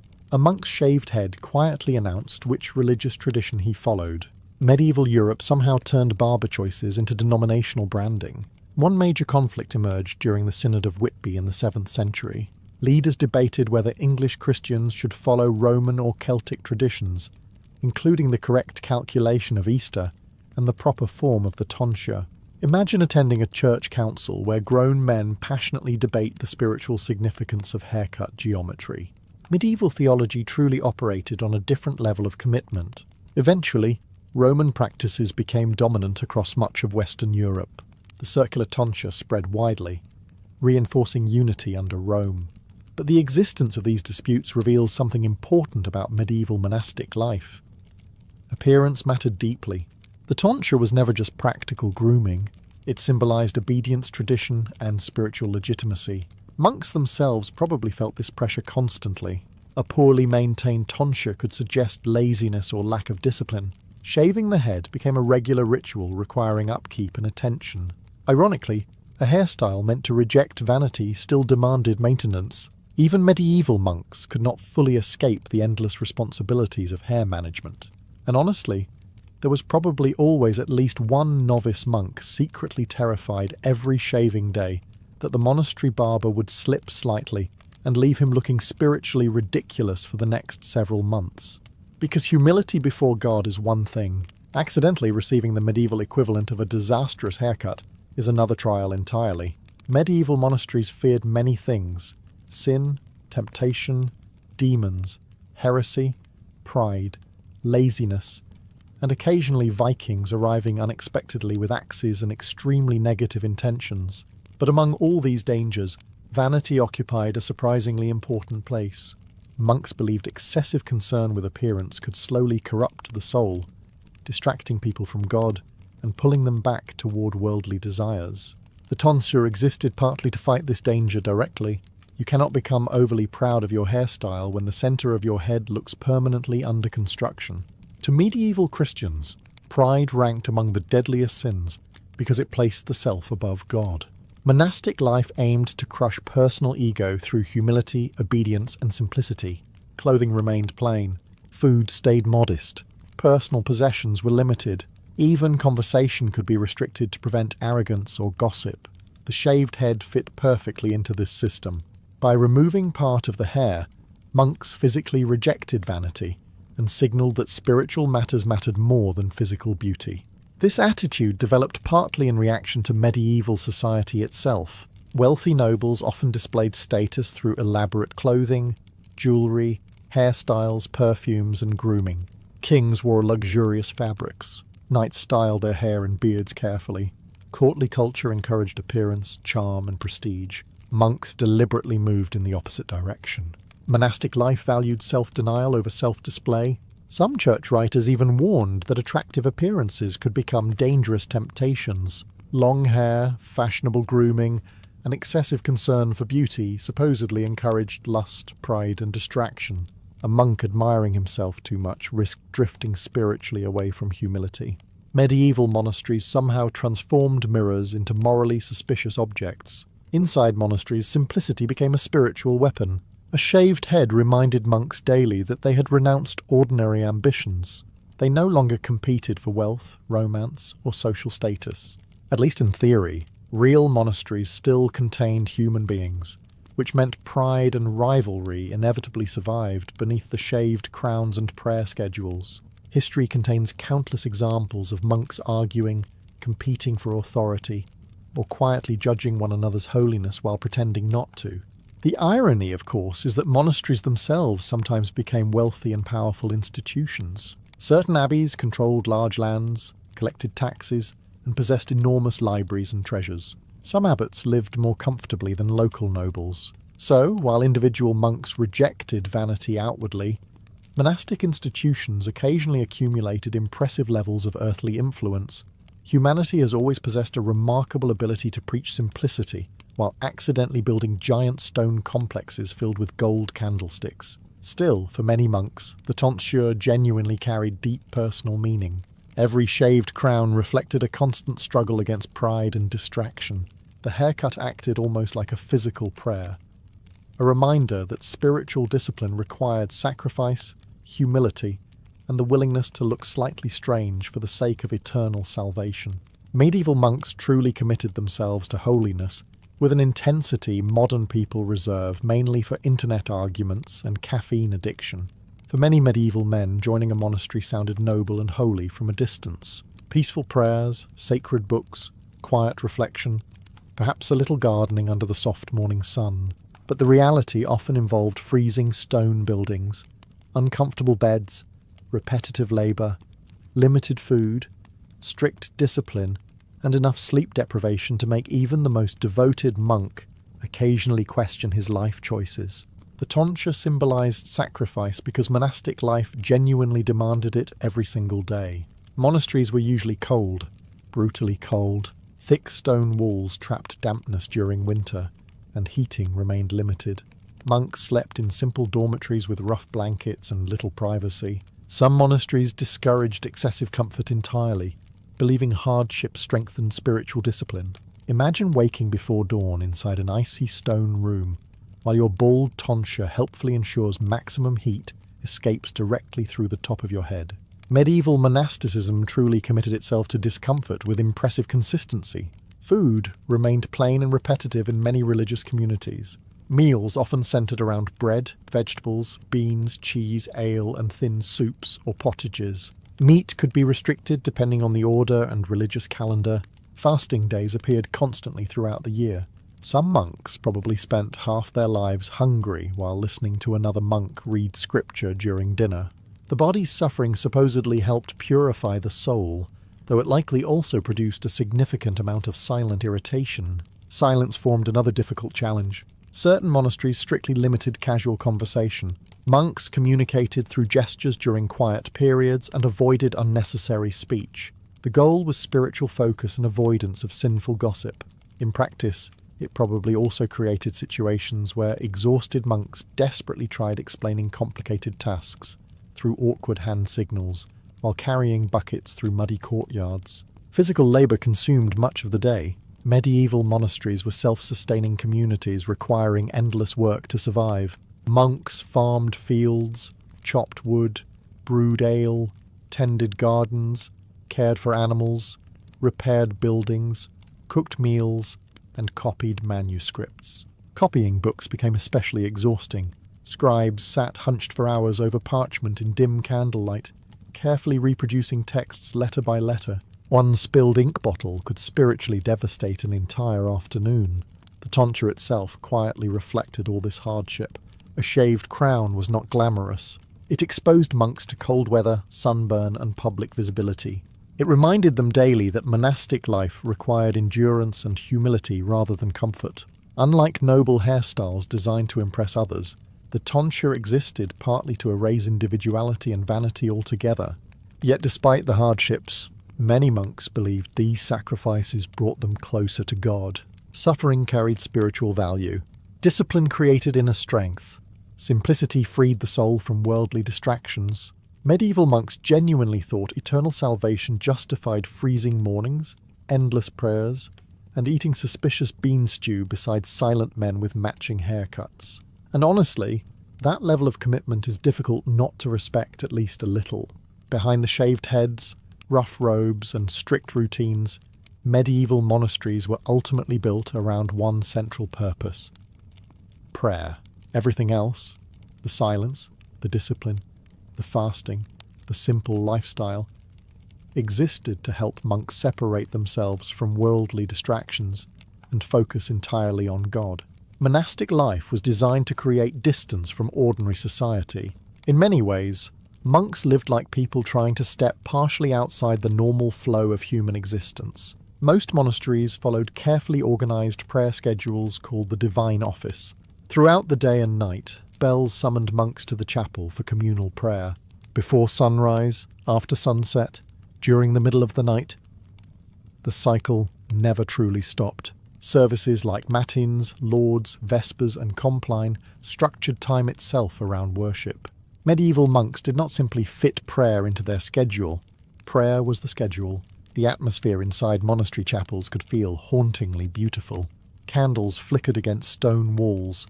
Latin chants echoed through dark halls before dawn. Incense drifted slowly through the air, while rows of monks stood together with shaved crowns visible beneath their hoods. For many monks, these rituals created moments of profound spiritual peace. For others, especially exhausted novices forced awake at impossible hours, the experience may have felt slightly closer to surviving a holy sleep deprivation experiment. Isolation played an important role in this spiritual life. Many monasteries were deliberately built far from crowded cities, hidden in forests, mountains, islands, or remote valleys. Distance from society reduced temptation and distraction. A monk entering the monastery symbolically left behind politics, family ambitions, warfare, romance, and worldly competition. At least ideally. Human thoughts have always been remarkably difficult to lock outside monastery walls. Silence deepened this isolation further. Some religious orders embraced near-total quiet outside prayer, or necessary communication. Monks spent hours reading scripture, meditating, or working silently beside one another. In these moments, the tonsure became almost symbolic of emptiness itself, a physical stripping away of worldly identity to make room for spiritual reflection. Yet isolation carried psychological challenges too. Monastic writers frequently described battles against loneliness, temptation, doubt, boredom, and despair. Medieval monks believed demons specifically targeted isolated individuals through intrusive thoughts and spiritual weakness. A monk praying alone in a candlelit cell at night may genuinely have feared invisible evil forces lurking nearby. The medieval imagination rarely allowed anybody to relax completely. Still, many monks found purpose in this quiet existence. The repetitive rhythm of prayer and labour gave meaning to life in an uncertain world filled with war, disease, and instability.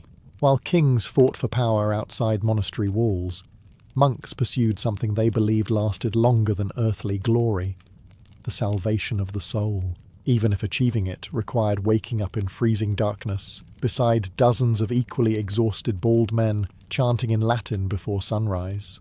While much of medieval Europe struggled through wars, famines, invasions, and political chaos, monasteries quietly became some of the most important centres of learning in the Christian world. Behind stone walls filled with prayer and silence, monks copied books by hand, preserved ancient texts, studied theology, and recorded history. The same men recognised for strange shaved haircuts and endless chanting were also responsible for saving enormous amounts of knowledge that otherwise may have vanished forever. Inside monasteries, special rooms called scriptoria became places of intense concentration. Here monks spent countless hours bent over wooden desks, copying manuscripts letter by letter onto parchment. The work demanded patience bordering on supernatural endurance. One small mistake could ruin an entire page. Ink froze during winter. Candles provided poor lighting. Hands cramped constantly, and yet monks continued copying texts because books were precious beyond imagination. The tonsure quietly reflected this scholarly identity too. A monk's shaved crown symbolised withdrawal from ordinary worldly life, so he could dedicate himself to spiritual and intellectual pursuits. While knights trained for war and nobles competed for land, monks preserved scripture, philosophy, history, science, and classical literature. Medieval civilization survived partly because generations of exhausted bald men refused to let important books disappear. Many monasteries copied religious texts first and foremost: Bibles, sermons, prayers, and theological writings. But monks also preserved works from ancient Greece and Rome. Writings by philosophers, historians, poets, and scientists survived because monks kept reproducing them century after century. Without monastic libraries, much of ancient knowledge might have been lost permanently to time. Some monks became highly educated scholars. They studied astronomy, mathematics, medicine, music, and languages. Monasteries developed libraries that grew into intellectual centres attracting students and travellers from distant regions. Ironically, institutions originally built to reject worldly ambition became some of the most influential educational systems in medieval Europe. Of course, copying manuscripts was not always peaceful spiritual fulfillment. Many monks openly complained in the margins of books about exhaustion, cold weather, poor lighting, and sore backs. Some scribes left sarcastic notes begging future readers to appreciate how miserable the work had been. One exhausted monk famously wrote that writing damaged the eyes, bent the back, and crushed the ribs. Medieval monks invented academic burnout long before modern universities perfected it. Still, their dedication shaped history. Every carefully copied manuscript represented an act of preservation against chaos and forgetfulness. The monastery became more than a place of prayer. It became a fortress protecting memory itself. And somewhere inside those candle-lit scriptoria, rows of monks with matching tonsures quietly carried civilization forward one painfully handwritten page at a time. For centuries, the tonsure stood as one of the most recognizable symbols of Christian monastic life. A shaved crown instantly identified a monk, priest, or religious scholar almost anywhere in medieval Europe. But like many traditions that seem eternal, the tonsure slowly began to change over time. Religious reforms, shifting fashions, political upheavals, and changing attitudes toward monasticism gradually weakened the practice, until the famous bald circle largely disappeared from everyday religious life. Part of this decline came from changes inside the Catholic Church itself. During the later Middle Ages and into the Renaissance, criticism towards certain monasteries began to grow. Some religious communities had become wealthy and politically powerful, owning lands, collecting rents, and sometimes living far more comfortably than the humble ideals originally intended by monastic life. Critics argued that many monks cared more about influence and luxury than spiritual discipline. The tonsure still symbolized humility, but not everyone believed the symbolism matched reality anymore. Then came the enormous upheaval of the Protestant Reformation in the 16th century. Reformers like Martin Luther criticized monastic institutions heavily, rejecting many traditional practices associated with medieval Catholicism. In Protestant regions, monasteries were dissolved, religious orders disappeared, and the tonsure lost much of its cultural importance almost overnight. A hairstyle that once symbolized spiritual devotion suddenly became associated by critics with outdated religious authority and corruption. Even within Catholic regions, the practice slowly evolved. Priests continued receiving ceremonial tonsures for centuries, but the shaving often became smaller and less visible over time. By the modern era, many clergy no longer maintained the dramatic medieval style familiar from paintings and manuscripts. Society itself changed too. Public appearance mattered differently in modern Europe. and religious institutions gradually adapted to new cultural expectations. Practical reasons probably played a role as well. Medieval monks lived in isolated communities where identical appearance reinforced discipline and unity. Modern clergy interacted far more with ordinary society. Walking through crowded cities with a large shaved circle on your head became less spiritually symbolic and more socially awkward. Humanity has always possessed limits regarding how much attention it wishes to attract in public. Still, the tonsure never disappeared entirely from memory. It remained deeply connected to the image of medieval monastic life. Quiet stone monasteries, candlelit prayers, handwritten books, and disciplined men separated from ordinary society by both belief and appearance. Even today, one glance at the famous haircut instantly evokes an entire world of bells, chanting, silence, and cold monastery corridors. And honestly, few hairstyles in history have ever carried such strange power. The tonsure transformed a simple act of shaving hair into a public declaration that a man had abandoned worldly life completely. Medieval monks may have looked unusual, but their shaved heads quietly symbolized one of the most radical choices a person could make in the Middle Ages: walking away from the world entirely. To modern people, the medieval tonsure can seem amusing, strange, or oddly impractical.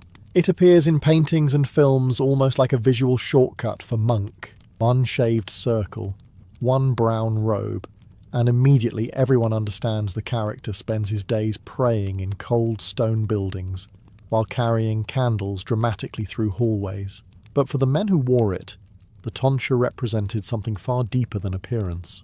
It symbolized an entire way of life built around sacrifice, discipline, humility, and the search for spiritual meaning. Medieval monks lived in a world filled with uncertainty. Wars erupted constantly. Disease spread unpredictably. Famines devastated communities.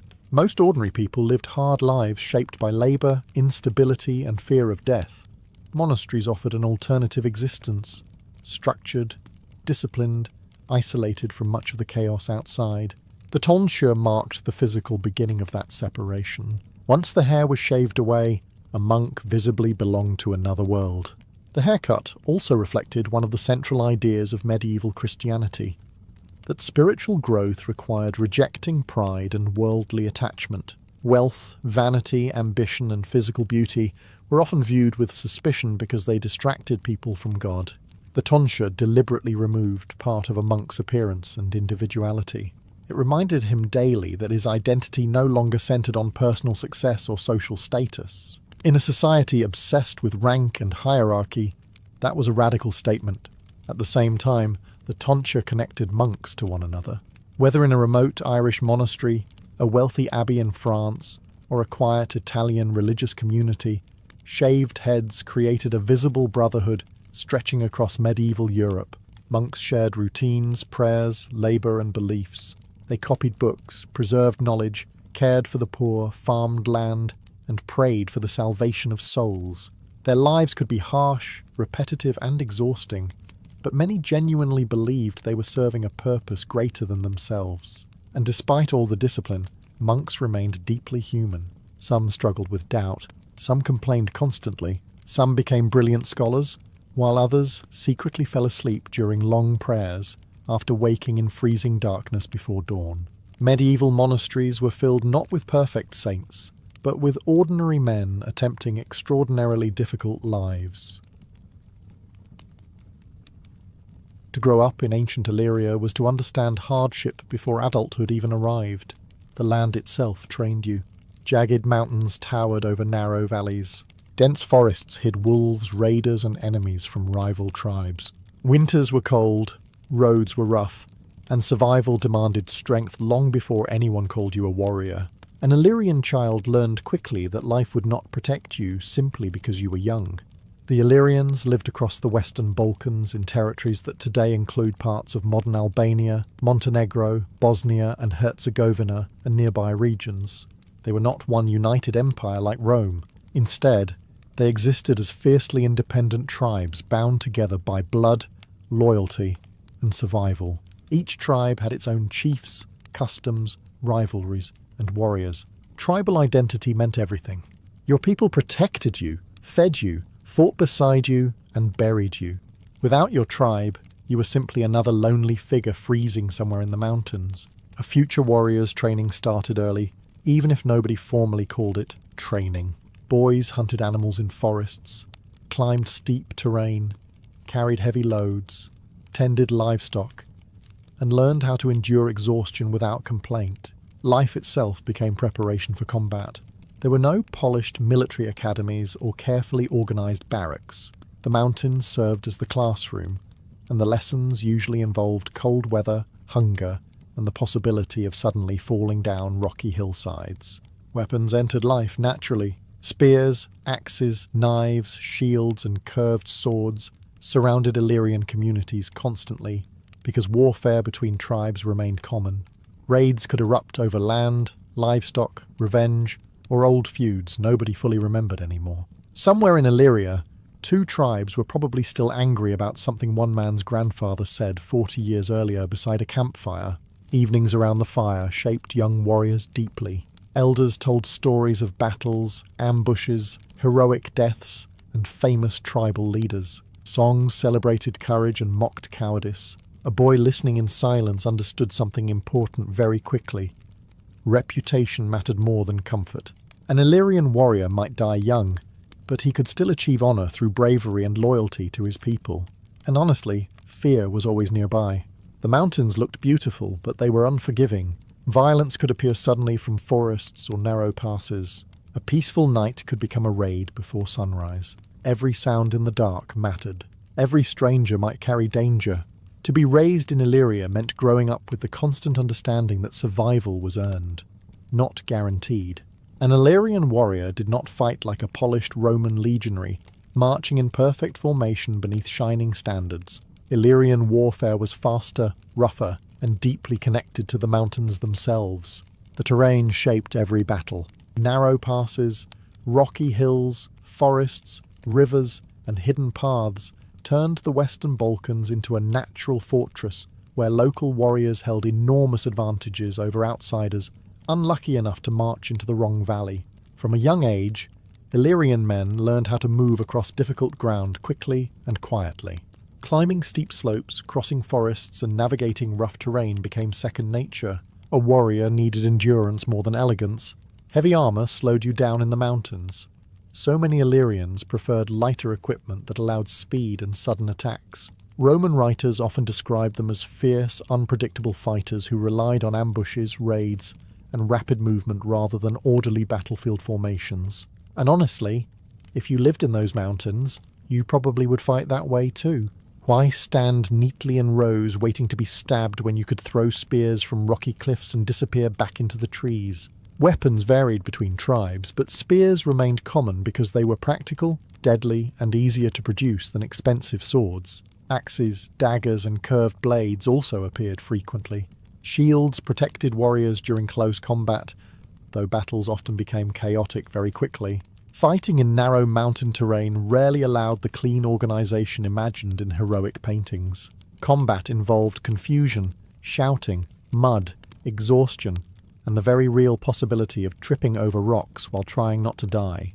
The Illyrians gained reputations as dangerous raiders across the Adriatic and Balkan regions. Some tribes attacked neighbouring settlements or ambushed enemy caravans moving through mountain roads. Others became feared pirates along the Adriatic coast, launching sudden attacks against merchant ships before disappearing back into hidden coves and coastal strongholds. To outsiders, the Illyrians often seemed impossible to fully control because the landscape itself protected them. Warriors also relied heavily on tribal loyalty during battle.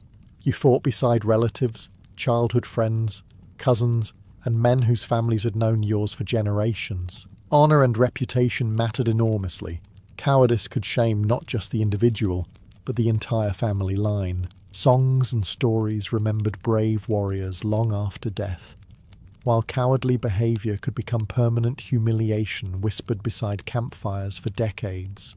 At night, warriors gathered around fires, sharpening weapons, repairing gear, and listening to older fighters recount past battles. Smoke drifted upward into the cold mountain air while distant wolves echoed through the forests. Tomorrow might bring another raid, another ambush, or another tribal feud reigniting unexpectedly. Because in Illyria, peace rarely felt permanent. The mountains created tough people, but they also created a world where violence could arrive suddenly from behind the next ridge at almost any moment.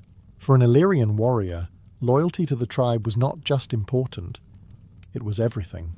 Your tribe gave you identity, protection, allies, land, and purpose. Without it, survival became nearly impossible in the harsh mountains of Illyria. A man's reputation reflected directly on his family and clan, which meant honour carried enormous weight in everyday life. Respect had to be defended constantly, and insults rarely disappeared quietly. This created a world where blood feuds could last for generations. One killing often led to revenge. Revenge led to another killing. Then another family demanded justice in return. Entire tribal conflicts sometimes grew from events nobody fully remembered anymore, except that our people were wronged. Ancient Illyria occasionally functioned like a massive mountain-wide argument that nobody wanted to be the first to end. Young warriors grew up hearing these stories constantly beside evening fires. Elders recounted betrayals, heroic last stands, raids, and vengeance carried out years earlier. Boys learned quickly that courage brought honour, while cowardice brought shame not only upon themselves but upon their entire bloodline. Reputation outlived the body. A brave warrior might die young yet still earn glory remembered for generations through songs and stories. Hospitality also became deeply tied to tribal culture. Guests who entered under protection were expected to be treated with respect and offered food, shelter, and safety. Violating hospitality rules could destroy trust between clans and ignite dangerous conflicts. At the same time, outsiders remained potential threats. An unfamiliar traveller entering mountain territory would likely be watched carefully until his intentions became clear. In Illyria, kindness and suspicion existed side by side constantly. Warriors formed powerful bonds through shared hardship. Men hunted together, fought together, endured freezing winters together, and survived raids together. Loyalty during battle mattered more than almost anything else. If you abandoned your companions during combat, people would remember forever. Songs praising bravery spread through tribal communities, while stories mocking cowardice spread even faster.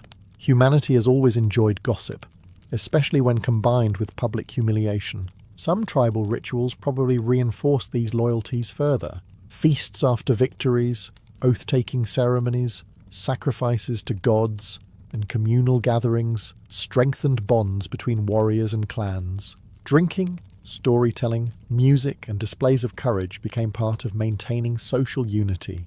Around the firelight, young warriors listened carefully to older men describe battles against enemies, neighbouring tribes, or foreign invaders like Rome, because eventually the Romans would come in greater numbers. And the Illyrians understood something important long before many outsiders did. Mountains protect fiercely independent people for a long time, but they also trap them inside endless cycles of rivalry and revenge. Tribal loyalty made Illyrian warriors formidable, yet it sometimes prevented true unity against larger enemies waiting beyond the horizon. For an Illyrian warrior, the hours after sunset carried a different kind of intensity. During the day, life involved hunting, guarding mountain passes, tending animals, training with weapons, or preparing for raids. But at night, the tribe gathered around the fire. Flames cracked beneath iron pots while smoke drifted upward into the cold Balkan air. Shadows moved across rough stone walls and wooden beams as warriors, elders, and families shared food, stories, and warnings about the dangerous world beyond the village. These nights shaped Illyrian culture just as much as warfare did. Around the fire, young boys listened quietly, while older warriors recounted raids, ambushes, betrayals, and battles against rival tribes or foreign enemies. Stories preserved memory in societies where history was often spoken rather than written. A warrior's courage survived through the voices of others, long after his death. If a man fought bravely, songs remembered him. If he behaved like a coward, unfortunately the songs remembered that too. Meals were usually simple but important. Bread, cheese, roasted meat when available, wild herbs and strong drink shared communally. Food mattered because survival in the mountains required constant labour. Winters could become brutal, and resources were never guaranteed. A successful hunt or raid might mean the difference between comfort and hunger for an entire clan. Music also filled these gatherings. Flutes, drums, and chanting likely echoed through Illyrian settlements during feasts and rituals. Warriors celebrated victories, honoured ancestors, and strengthened tribal bonds through shared ceremonies. The fire became more than warmth. It became the centre of community life. Outside the circle of light waited darkness, forests, wolves, enemy scouts, and uncertainty. And honestly, those forests probably sounded terrifying at night. Wind moving through mountain trees already sounds unsettling, even when you are not worried about rival warriors sneaking toward your village with spears. Older warriors often used these evenings to teach younger men survival skills and tribal values. Loyalty, endurance, courage, and revenge all passed from one generation to the next through stories and advice. A young warrior learned not only how to fight, but how to carry himself within the tribe. Reputation mattered constantly. One reckless act could dishonor an entire family line. At the same time, fear never fully disappeared. Villages posted guards through the night because raids could happen suddenly. An enemy tribe might attack livestock, burn homes, or ambush isolated travelers before dawn. Every barking dog or distant sound in the mountains could force warriors to reach instinctively for weapons resting nearby. So even during peaceful nights beside the fire, violence always felt close. The warmth, laughter, and storytelling existed alongside the constant understanding that tomorrow might bring bloodshed again.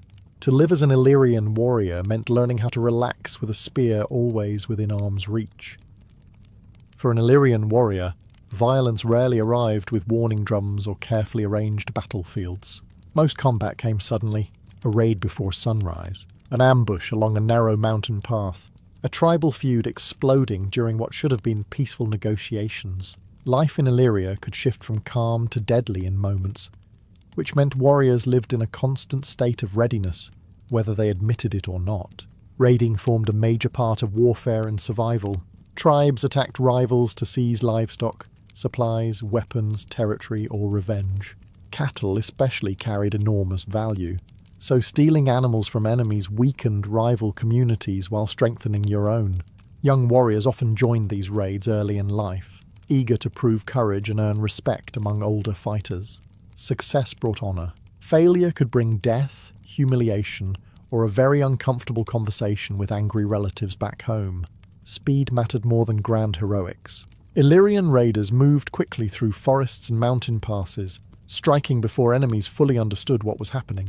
Surprise became a weapon itself. A sleeping settlement might wake to barking dogs, shouting warriors, smoke rising into the darkness, and the sound of weapons crashing together outside wooden homes. Medieval-style battlefield speeches were rare. Most people involved were probably too busy trying not to die immediately. Ambushes terrified even experienced warriors because the mountains provided endless hiding places. Narrow trails winding through forests or cliffs could become death traps within seconds. Rocks, arrows, or spears might suddenly rain down from above before attackers disappeared back into the terrain. Foreign armies struggled badly against these tactics because outsiders rarely understood the landscape as well as local tribes did. An Illyrian warrior could vanish into the mountains almost as quickly as he appeared. This unpredictability created enormous psychological pressure. Trust became difficult outside your tribe. Travelers moved cautiously. Villages maintained guards. Even peaceful gatherings carried tension because old feuds could erupt violently after a single insult or drunken argument. Somewhere in Illyria, two men were absolutely starting a blood feud because somebody said the wrong thing after too much wine near a campfire. Warriors themselves developed reputations based on bravery during these sudden clashes. Men who remained calm during ambushes or fought fiercely during raids gained respect quickly. Stories spread through neighbouring tribes about dangerous fighters, successful leaders, and brutal revenge attacks. Reputation could protect you almost as much as weapons. But the violence also carried exhaustion. Constant feuding meant constant loss. Brothers, cousins, fathers, and friends disappeared in raids or retaliations. Entire communities lived knowing revenge might arrive at any moment. And still, life continued. Fires were lit. Livestock were tended. Children played near mountain villages while warriors sharpened weapons nearby. Because, for Illyrian tribes, Violence was not some distant event separated from ordinary life. It existed beside daily existence constantly, like a storm waiting just beyond the next ridge. An Illyrian warrior did not enter battle believing strength alone guaranteed survival. Like most ancient peoples, the Illyrians saw the world as filled with spiritual forces, tribal gods, omens, sacred rituals, and unseen powers tied closely to nature itself. Mountains, rivers, forests, storms, and animals all carried meaning. Before raids or battles, warriors likely performed rituals, asking for protection, victory, or guidance from the divine world surrounding them. Unfortunately, much of Illyrian religion remains mysterious today because the Illyrians left behind far fewer written records than civilizations like Greece or Rome. Much of what historians know comes from archaeology and accounts written by outsiders, who were often busy fighting the Illyrians rather than carefully documenting their spiritual traditions. Still, enough evidence survives to reveal a world deeply connected to tribal rituals and sacred beliefs. Warriors probably carried charms or symbols believed to offer protection during combat. Weapons themselves may have held spiritual importance. Spears, shields, and swords were not just tools for killing. They represented status, courage, and tribal identity. Some weapons were buried beside fallen warriors, suggesting people believed these objects remained important even after death. Sacred gatherings likely involved feasting, sacrifices, music, and ceremonies strengthening tribal unity before warfare. Fires burned, while elders invoked ancestral spirits or local gods connected to nature and protection. Warriors may have sworn oaths before battle, binding themselves through honour and loyalty. In societies where survival depended heavily on trust within the tribe, these rituals reinforced bonds stronger than simple military discipline. Omens mattered too. Strange animal behaviour, unusual weather, dreams, or unexpected events could all be interpreted as signs. Ancient warriors everywhere searched desperately for meaning before battle because combat remained terrifying no matter how experienced you became. An Illyrian warrior preparing for a raid might secretly wonder whether the gods favoured him that night, or whether he was about to become another story whispered around future campfires.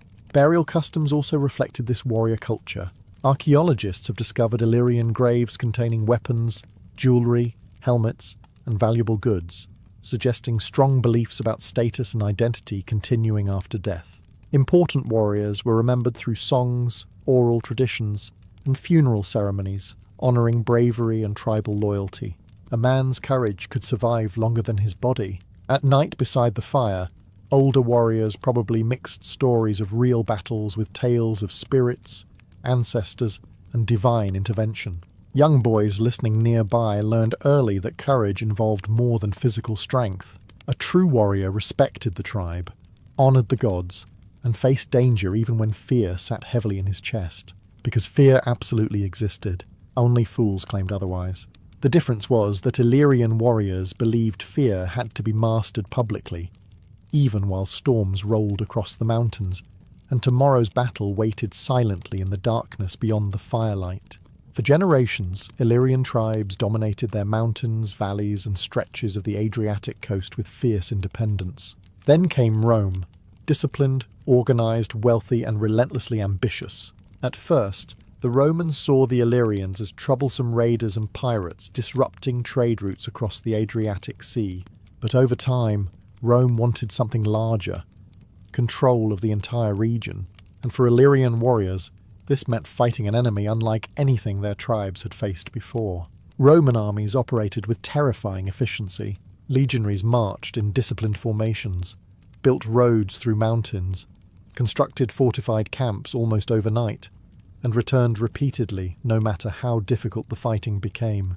To many tribal warriors, Rome probably felt less like a normal enemy, and more like an unstoppable machine slowly grinding forward through the Balkans. Still, the Illyrians did not surrender easily. Mountain warfare remained their greatest advantage. Illyrian fighters knew every valley, cliff, forest trail, and hidden pass across their territory. They launched ambushes against Roman patrols, attacked supply lines, and disappeared into rough terrain before large forces could respond effectively. Roman soldiers feared these sudden strikes because the landscape constantly worked against them. Marching through Illyria meant exhaustion, uncertainty, and the constant possibility of spears flying from unseen positions above narrow roads. Some tribes resisted fiercely under powerful leaders. One of the most famous was Bato the Dizitiate, who helped lead the massive Great Illyrian revolt against Rome in the 1st century after Christ. The rebellion became so dangerous that Rome committed enormous military resources to crushing it. Entire regions erupted into violence while Roman commanders struggled against tribal resistance across the mountains. And honestly, from the Roman perspective, the Illyrians must have seemed unbelievably stubborn. Every time Rome thought an area was secured, another uprising or ambush appeared somewhere else. For Illyrian warriors themselves, fighting Rome carried enormous psychological weight. Tribal rivalries suddenly mattered less compared to the survival of their lands and independence. Men who once fought neighbouring clans now faced disciplined foreign armies threatening to dominate the entire region. Around campfires, warriors likely spoke about Roman armour, Roman roads, Roman discipline, and the terrifying reality that Rome never seemed to stop coming. But the Romans eventually adapted. They built roads deeper into the mountains, established forts, divided hostile tribes, and slowly imposed control region by region. Superior organisation and resources gradually overwhelmed tribal resistance. Even so, Rome never fully erased the warrior spirit of the Illyrians. In fact, many Illyrians later served within the Roman military itself, becoming respected soldiers and commanders across the empire. Because Rome understood something important very quickly, people tough enough to survive the mountains of Illyria often became extremely dangerous warriors, no matter whose banner they fought under. Even without war, life for an Illyrian warrior remained physically exhausting. Modern people often imagine ancient warriors spending most of their time fighting heroic battles or delivering dramatic speeches before combat. In reality, much of life involved hard labour, harsh weather, constant movement, and survival work that wore down the body long before any enemy spear arrived. The mountains of Illyria demanded endurance every single day. Villages often stood on rough terrain, difficult to farm properly, forcing communities to work constantly just to produce enough food. Warriors hunted, herded livestock, repaired shelters, gathered wood, carried water, and travelled long distances through forests and rocky passes. A man who could not endure hardship outside battle would not last long during warfare either. Food depended heavily on season, hunting success, and tribal stability. Bread, cheese, meat when available, wild plants, and simple stews likely formed the core of many meals. Winters could become brutal in the mountains, especially during periods of conflict when raids disrupted supplies. Hunger was never some distant, abstract fear. It lived close beside daily life constantly. Clothing also reflected practicality rather than luxury. Wool cloaks protected warriors from cold winds sweeping through the hills. Leather boots wore down quickly against rocky ground. Shields, weapons, and gear required constant maintenance. Nothing stayed comfortable for long. Rain soaked everything. Smoke clung to clothing. Mud found ways onto every surface imaginable. Ancient warrior life smelled far less heroic than paintings usually suggest. Illness and injury added further danger. Even minor wounds could become infected. Broken bones or deep cuts might permanently weaken a fighter's ability to survive. There were no advanced hospitals waiting beyond the battlefield. Healing depended on tribal knowledge, herbal remedies, endurance, and luck. A warrior who survived combat still faced the possibility of dying days later from infection beside a smoky village fire. And psychologically, the pressure never truly disappeared. Warriors lived, knowing violence might return suddenly at any moment. A peaceful season could collapse into raids, feuds, or foreign invasions without warning. Men remained alert constantly because relaxing too fully could become deadly. Yet despite all this hardship, Illyrian communities developed strong resilience. Shared labour, tribal loyalty, storytelling, rituals, and communal gatherings helped people endure difficult lives together. Around the fire, warriors laughed, argued, sang, and remembered victories, because moments of connection mattered deeply in such an unforgiving world. That hardness shaped the identity of Illyrian warriors more than any single battle ever could. The mountains demanded toughness long before enemies arrived. Surviving daily life itself became a form of training, and honestly, By the time an Illyrian warrior finally faced combat, he had already spent years fighting cold weather, exhaustion, hunger, dangerous terrain, and the general chaos of ancient mountain life. At that point, another armed man charging towards you probably just felt like the universe adding one more inconvenience to an already difficult week. To be an Illyrian warrior was to belong completely to the mountains. The harsh terrain shaped your body, your instincts, your loyalties, and even the way you understood life itself. You grew up surrounded by steep cliffs, dark forests, cold rivers, and isolated tribal villages where survival demanded endurance from childhood onward. By the time a boy became a warrior, hardship already lived inside him like a second heartbeat. Life in Illyria never allowed softness for very long. Violence remained close constantly. Tribal feuds, raids, ambushes, Roman invasions, hunger, brutal winters, and dangerous journeys through unforgiving terrain. A warrior learned early that safety was temporary and reputation mattered deeply. Courage earned respect. Loyalty protected the tribe. Cowardice followed a family for generations. Yet Illyrian warriors were not simply violent men wandering endlessly through mountains looking for conflict. They belonged to tightly connected tribal communities built around kinship, ritual, memory, and shared survival. Around the fire, stories preserved ancestors and heroes. Songs remembered victories and losses. Elders passed down lessons about honor, revenge, loyalty, and endurance. Every generation inherited both the strength and the burdens of those who came before. The mountains also created a fierce independence that outsiders struggled to control. This is partly why even powerful empires like Rome found the Illyrians so difficult to dominate fully. Tribal warriors knew the terrain intimately and fought with the desperation of people defending not just land, but identity itself. Rome eventually conquered the region politically, but the reputation of Illyrian toughness survived long afterward. In fact, many Illyrians later became respected soldiers and commanders within the Roman world itself. The same endurance once used against Rome eventually strengthened the empire's armies. History has a strange habit of turning former enemies into valuable allies once enough time passes. Still, the memory of the Illyrian warrior remained tied to something older and wilder than imperial politics. It remained tied to the image of mountain fires burning beneath cold skies, while armed men watched the darkness carefully beyond the village.